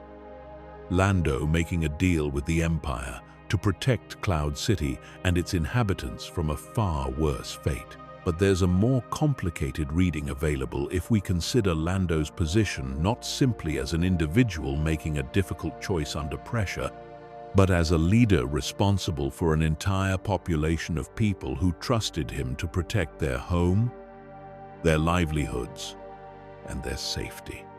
Lando's betrayal, under this reading, becomes less a story of personal moral failure and more a meditation on the genuine, agonizing impossibility of leadership under authoritarian threat, the kind of choice that has no clean resolution, where every available option involves betraying someone's trust, whether it's the trust of old friends or the trust of an entire city's population, depending on his judgment to keep them safe. This reframes Lando's subsequent actions, his decision to help Leia and Chewbacca attempt to rescue Han from Boba Fett, his eventual full commitment to the rebellion by the time of the assault on the second Death Star, not simply as a redemption arc correcting an earlier mistake, but as the natural continuation of a man who has always been trying, however imperfectly, to protect the people under his care, first through compromise with the Empire, when he believed that was the only way to spare Cloud City from destruction. And later, through open rebellion, once he understood, through painful experience, that compromise with the Empire was never a sustainable long-term strategy, that the Empire's promises of protection in exchange for cooperation were never going to be honored in good faith regardless of how thoroughly he complied. Lando's arc, read this way, becomes one of the saga's most realistic explorations of what leadership actually requires under conditions of genuine oppression, the slow, painful process of learning that appeasement rarely produces lasting safety, and that true protection of the people you're responsible for sometimes requires the much harder, much riskier path of open resistance, a lesson many real historical figures have learned, often at great personal and collective cost, throughout the long history of authoritarian rule. Let's move now toward a stranger, more cosmic theory concerning the question of whether the Sith, despite their reputation as agents of pure chaos and destruction, may have actually served an unintentional but vital function within the broader ecology of the Force, a kind of necessary pressure that, however much suffering it caused along the way, prevented an even worse outcome that the Jedi's own philosophy may have been quietly steering the galaxy toward. The Jedi Order, throughout its thousand-year history, increasingly emphasized detachment, the suppression of emotion, and the avoidance of personal attachment as the surest path toward maintaining connection with the light side of the Force. But emotional suppression, when practiced rigidly and without genuine resolution, often produces exactly the kind of buried, unprocessed psychological pressure that eventually erupts in far more destructive ways than if those emotions had been acknowledged and integrated from the start. Consider how many Jedi throughout the saga's broader history fall to the dark side, specifically because their suppressed emotions, denied a healthy outlet within Jedi philosophy, eventually overwhelm whatever discipline had been holding them in check. If the Jedi's approach to emotional regulation was fundamentally flawed, perhaps even quietly self-defeating over centuries of practice, then the existence of the Sith, however monstrous their individual actions, may have served as a kind of necessary check on the Jedi's own potential for stagnation and quiet corruption. A galaxy with only the Jedi, unchallenged and unexamined, operating according to a philosophy of suppression rather than integration, might have eventually calcified into something far more rigid and authoritarian than the relatively open, if imperfect, Republic. The Jedi spent centuries protecting. The Sith, through their very existence as a threat, forced the Jedi to remain vigilant, to continually test and refine their philosophy against an active, dangerous counterpoint, preventing the kind of unchecked institutional stagnation that often afflicts organizations who face no genuine external challenge to their worldview. This doesn't excuse the genuine suffering the Sith caused throughout galactic history. The wars, the betrayals, the millions of lives lost across countless conflicts spanning thousands of years. But it does suggest a more complicated relationship between light and dark within this mythology than the simple narrative of good versus evil typically allows. A suggestion that balance, in the deepest sense the Force seems to value, may require not the elimination of darkness, but the maintenance of genuine tension between opposing forces, each one preventing the other from drifting too far toward its own particular form of corruption. Whether that's the Sith's descent into pure chaos and selfish ambition, or the Jedi's quiet drift toward rigid, emotionally repressive dogma, increasingly disconnected from the messy, complicated reality of the beings they claim to serve and protect. Let's settle now into a theory concerning the nature of Force ghosts. Building further on the earlier idea about Qui-Gon Jinn's pioneering discovery of this technique, and asking a stranger, more unsettling question.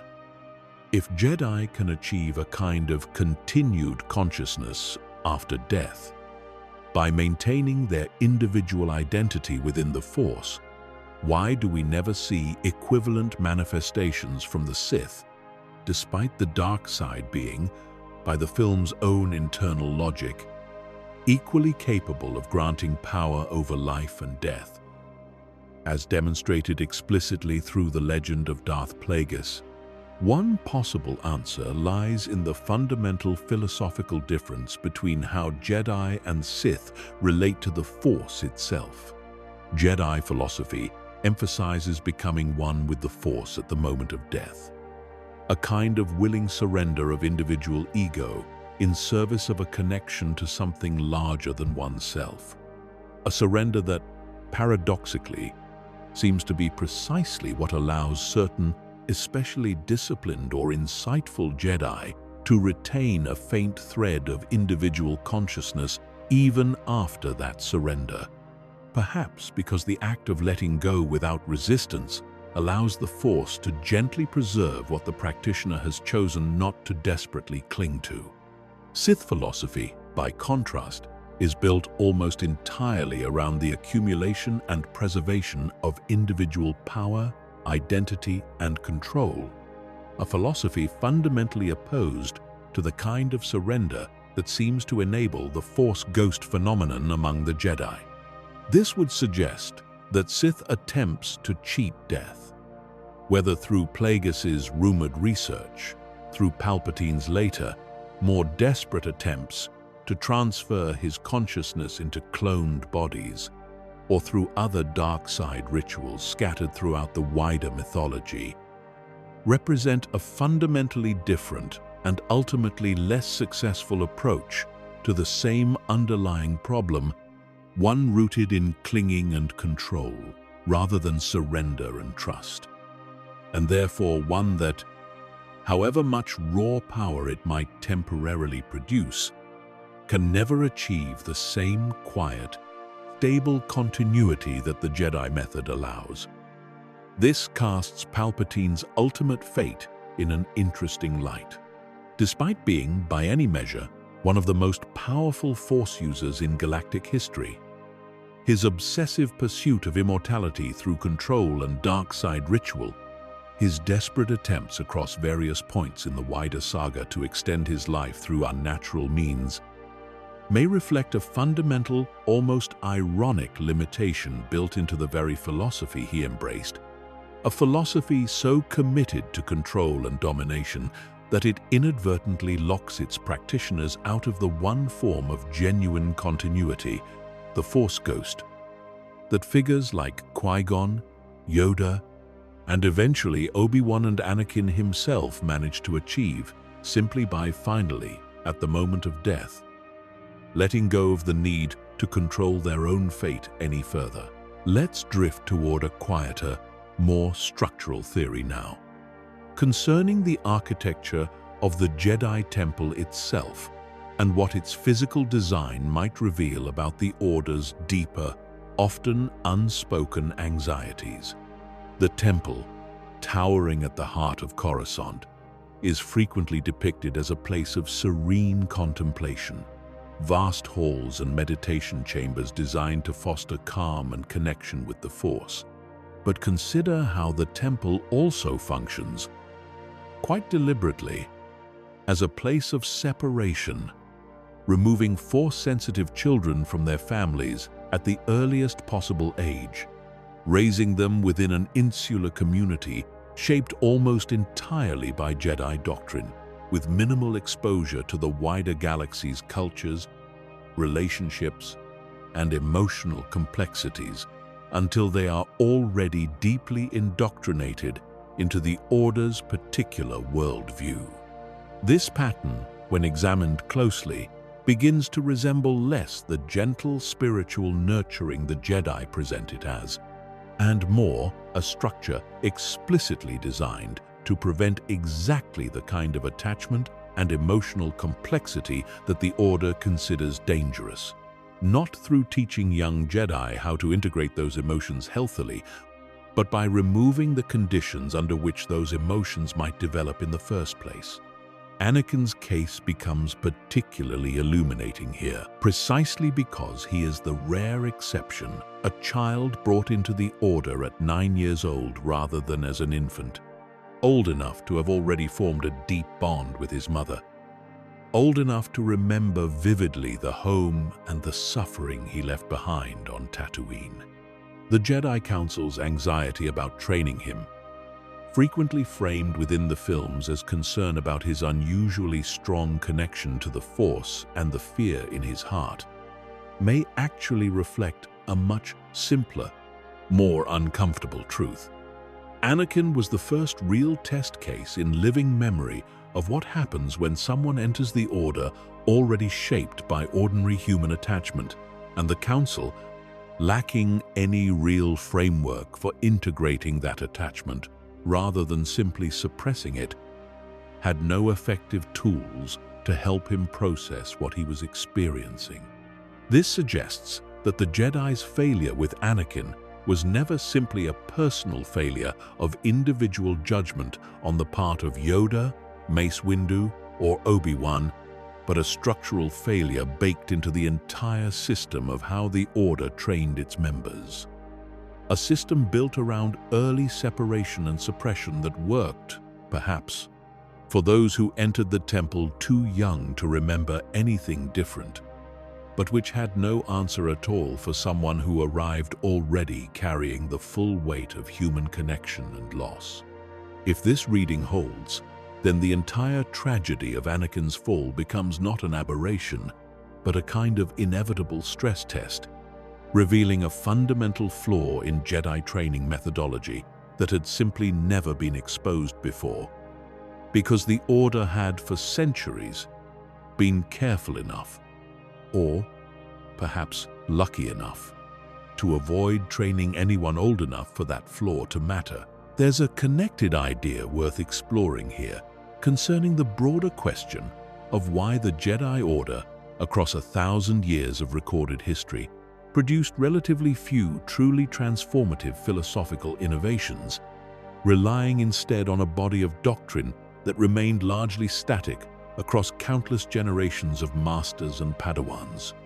If the temple's structure actively discouraged the kind of deep emotional and experiential engagement with the wider galaxy that often drives genuine philosophical growth and adaptation, removing children at an age before they could develop independent perspectives shaped by life outside the Order, then the Jedi's intellectual stagnation across the centuries becomes less surprising and more like the predictable result of an institution that had, in a very real sense, optimized itself for the preservation of existing doctrine rather than its evolution.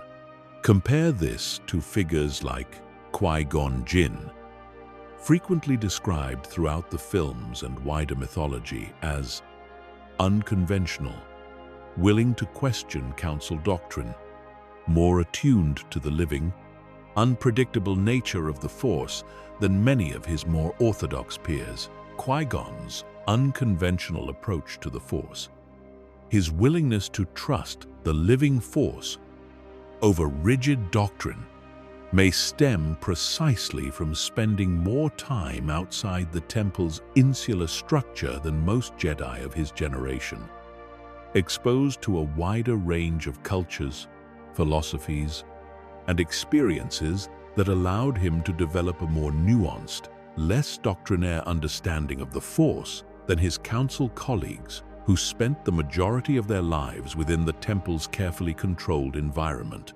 This casts the Jedi Order's eventual downfall in an even broader light.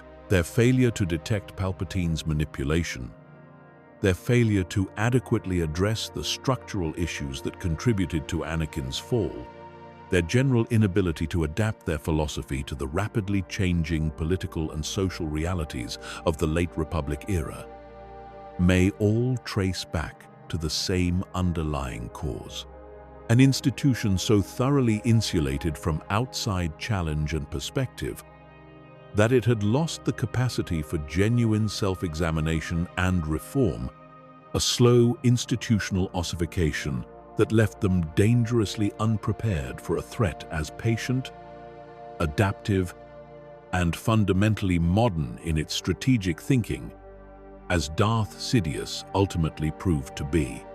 Let's turn now towards something a little different. A theory concerning Boba Fett and the broader culture of the Mandalorians, asking what the persistence of Mandalorian identity and tradition across centuries of galactic upheaval might reveal about alternative ways of relating to power, honor, and survival that stand in quiet contrast to both the Jedi and Sith philosophies that dominate so much of the saga's central conflict. The Mandalorians, unlike the Jedi or Sith, build their identity not around mastery of the Force, but around a code of honor, craftsmanship, and communal resilience that allows their culture to survive catastrophic defeats, near-extinction events, and centuries of displacement, while still maintaining a coherent sense of who they are and what they value. This resilience stands in sharp contrast to the Jedi Order, which, for all its supposed wisdom and connection to a cosmic energy field, is essentially destroyed within the span of a single coordinated strike. Order 66 unraveling 1,000 years of tradition and training in a matter of days. What does it mean that a culture built around armor, craft, and chosen family, rather than connection to a mystical force, proves ultimately more durable across the long arc of galactic history than an order built around supposedly transcendent spiritual power?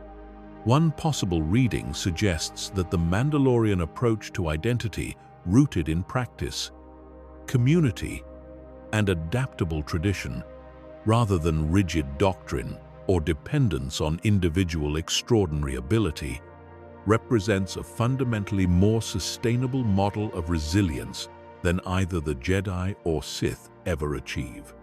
The Jedi's strength depends entirely on training a small population of Force-sensitive individuals, a strength that becomes a catastrophic vulnerability the moment that small population is targeted directly, as Order 66 demonstrates with horrifying efficiency. The Sith, even more narrowly, depend on a lineage of exactly 2 individuals at any given time, a strength in terms of secrecy that becomes an existential vulnerability the moment either master or apprentice is killed without a successor in place, as nearly happens multiple times throughout Sith history. The Mandalorians, by contrast, distribute their cultural strength across an entire community bound by shared practice and values rather than rare individual ability, meaning that even catastrophic military defeats, and the Mandalorians suffer several throughout galactic history, never fully extinguish their culture the way Order 66 nearly extinguishes the Jedi in a single devastating night. This suggests a quiet but significant thematic argument embedded within the broader saga, one that values communal, adaptable tradition over concentrated, doctrine-bound power, a lesson that Din Djarin's later journey and his gradual embrace of a more flexible, less dogmatic understanding of what it means to be Mandalorian only reinforces further, suggesting that the most resilient forms of identity and culture within this galaxy are not the ones built around rigid purity or transcendent individual power, but the ones flexible enough to adapt, reform, and rebuild themselves generation after generation without losing their essential core. Let's drift now toward a more melancholy theory concerning Anakin Skywalker's relationship to flight and machinery throughout his life, and what this particular thread, woven consistently from his childhood pod racing on Tatooine through his service as a starfighter pilot during the Clone Wars, to his final transformation into a being more machine than man as Darth Vader, might reveal about his deepest, most persistent psychological need. From his earliest appearance in the films, Anakin is defined by an extraordinary, almost supernatural connection to machines. Building C-3PO from scrap parts as a child, piloting pod racers with reflexes that should be impossible for a boy his age, eventually becoming one of the greatest starfighter pilots the Republic has ever seen. This consistent thread suggests that machinery, for Anakin, represents something far more significant than simple technical skill or hobby. It may represent the one domain in his life where he experiences genuine, uncomplicated control, a sharp contrast to nearly every other aspect of his existence, defined by slavery in his childhood, by the suffocating restrictions and expectations of Jedi training in his adolescence, by the political and personal compromises forced on him throughout his service in the Clone Wars. When Anakin is behind the controls of a pod racer or a starfighter, he experiences a kind of mastery and freedom unavailable to him anywhere else in his life, a domain where his extraordinary talent translates directly and immediately into tangible success and control, without the complicated emotional negotiations required by relationships, politics, or Jedi doctrine. This makes his eventual transformation into Vader, a being whose body becomes literally fused with mechanical components, sustained by a suit that is simultaneously a prison and a kind of armor, almost unbearably tragic when read through this lens.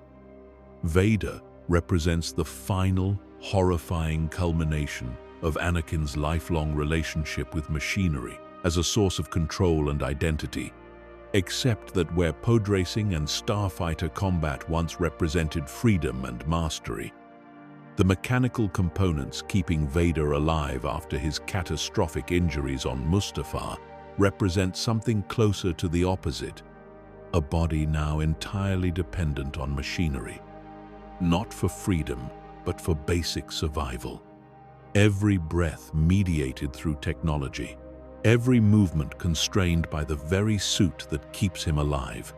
The boy who once found his deepest sense of control and identity through machines becomes, in the cruelest possible irony, a being who has lost nearly all control over his own physical existence, kept alive by the very category of technology that once represented his greatest source of freedom and self-expression. There's a particular poignancy.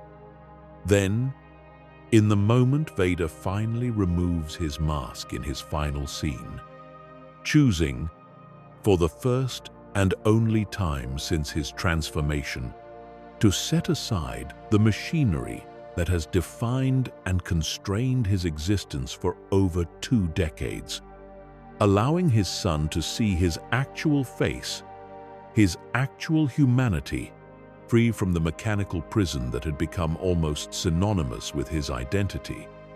A final act of reclaiming, even briefly, even at the literal cost of his life, the kind of authentic selfhood that machinery once granted him as a free and gifted child on Tatooine. Before slavery, before the Jedi, before Palpatine, before everything that eventually transformed his greatest gift into his most profound and lasting wound. Let's settle into one more substantial theory before we begin winding this stretch of the night toward its close.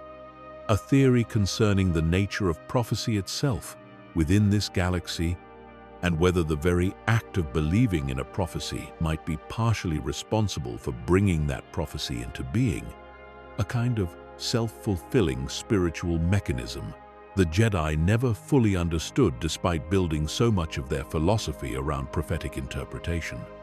Consider how thoroughly the prophecy of the Chosen One shapes the behavior of nearly everyone connected to Anakin Skywalker throughout his early life.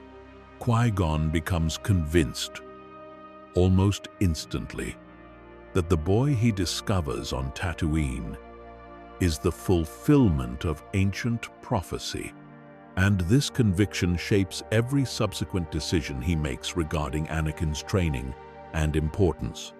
The Jedi Council, skeptical but unable to fully dismiss the possibility, treats Anakin throughout his training with a particular mixture of suspicion and elevated expectation that no ordinary Padawan would experience, a treatment that itself shapes Anakin's psychological development.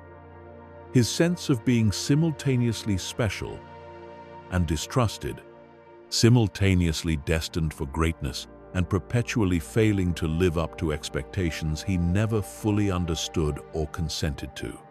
Palpatine, perhaps more than anyone, understands the power of this prophecy and uses it explicitly as a tool of manipulation, framing Anakin's path toward the dark side, specifically through the language of destiny, suggesting that only through embracing his full power the Jedi supposedly fear and suppress, can Anakin truly fulfill what the galaxy itself requires of him. Under this reading, the prophecy doesn't simply describe a sequence of events that would have happened regardless of anyone's beliefs about them. It actively shapes those events by creating a psychological framework within which everyone around Anakin, the Jedi, Palpatine, and eventually Anakin himself, interprets his choices and his significance, channeling an enormous amount of attention, expectation, fear, and manipulation onto a single individual, specifically because of a story everyone has chosen to believe about him. This raises an uncomfortable question about the nature of prophecy more broadly within this mythology. Perhaps prophecies within the Star Wars galaxy function less like objective predictions of a fixed future and more like powerful narrative attractors, stories repeated and believed by enough Force-sensitive individuals that the Force itself, responsive in some fashion to belief, intention, and collective expectation, begins to bend probability and circumstance toward fulfilling what has been so thoroughly anticipated. If this is true, then the Jedi Order's careful preservation and transmission of the Chosen One prophecy across 1,000 years of history was not a neutral act of historical record-keeping. It was, in a very real sense, planting a seed that would eventually grow into exactly the kind of high-stakes, high-pressure situation that made Anakin's fall and his complicated path to redemption almost inevitable.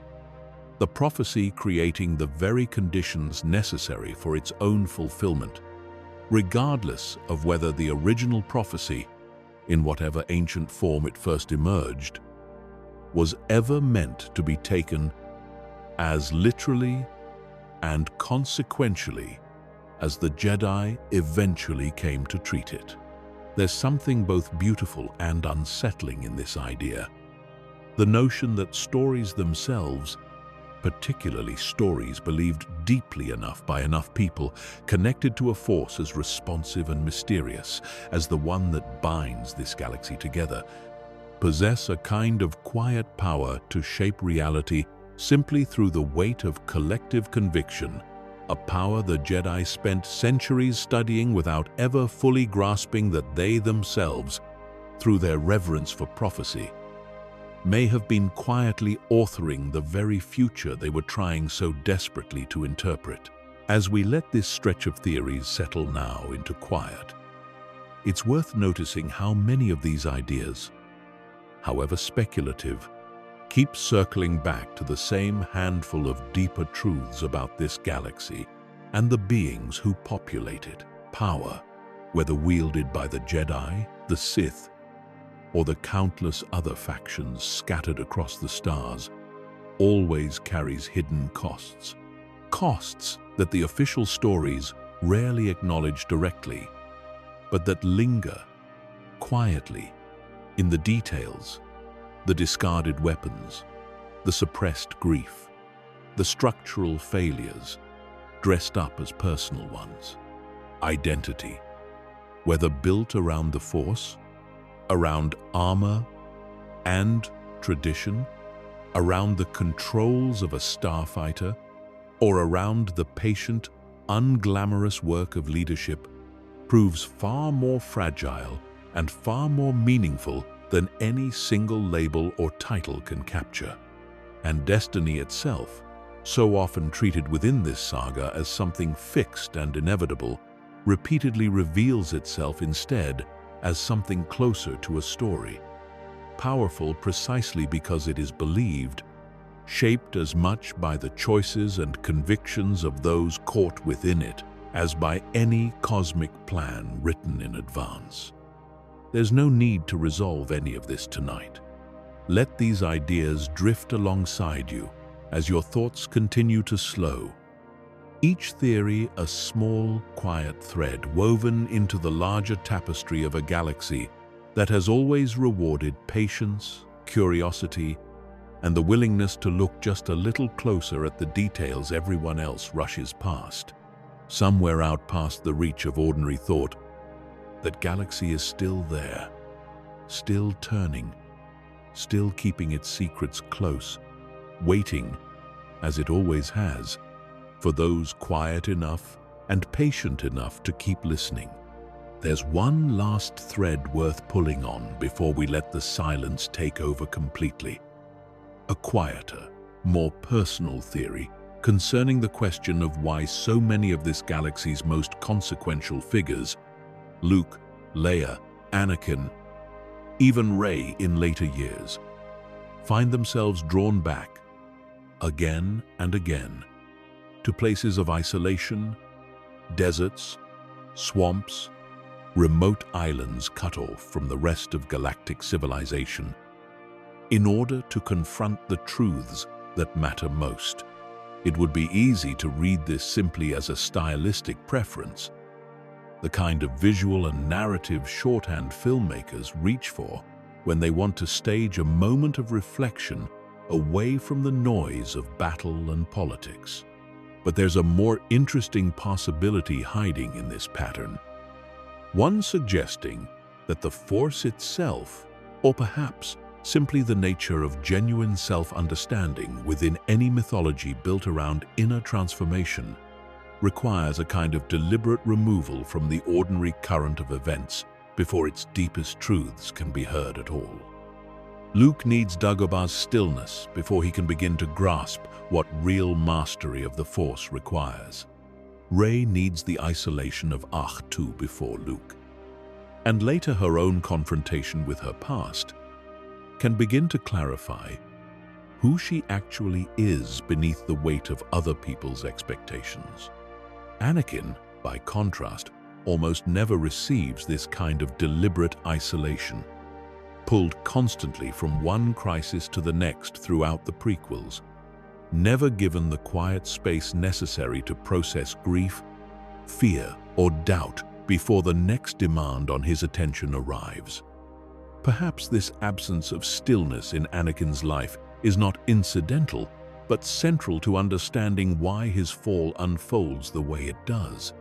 A being capable of extraordinary power, never given the conditions necessary to develop the kind of inner clarity that isolation and reflection seem to provide everyone else in his bloodline, remains perpetually reactive, perpetually swept along by whatever crisis is most immediately in front of him, never quite able to step back far enough to see the larger pattern Palpatine is so carefully orchestrating around him.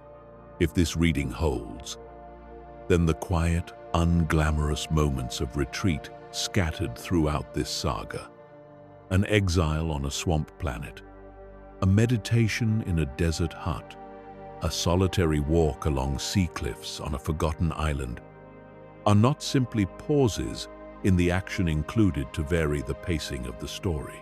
They may represent something the saga keeps insisting on, almost stubbornly, again and again across generations.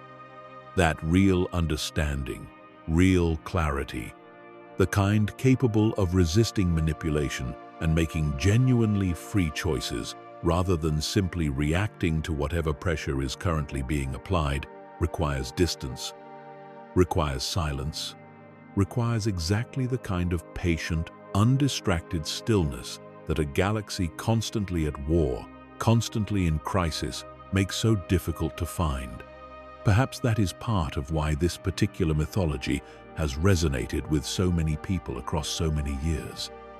The recognition, buried beneath the lightsabers and starships and sweeping orchestral themes, that even amid the largest, most dramatic conflicts imaginable, the truths that matter most are often found only in stillness, in retreat, in the quiet spaces between battles where a person finally has room to hear their own thoughts clearly enough to choose, freely and deliberately, who they actually want to become.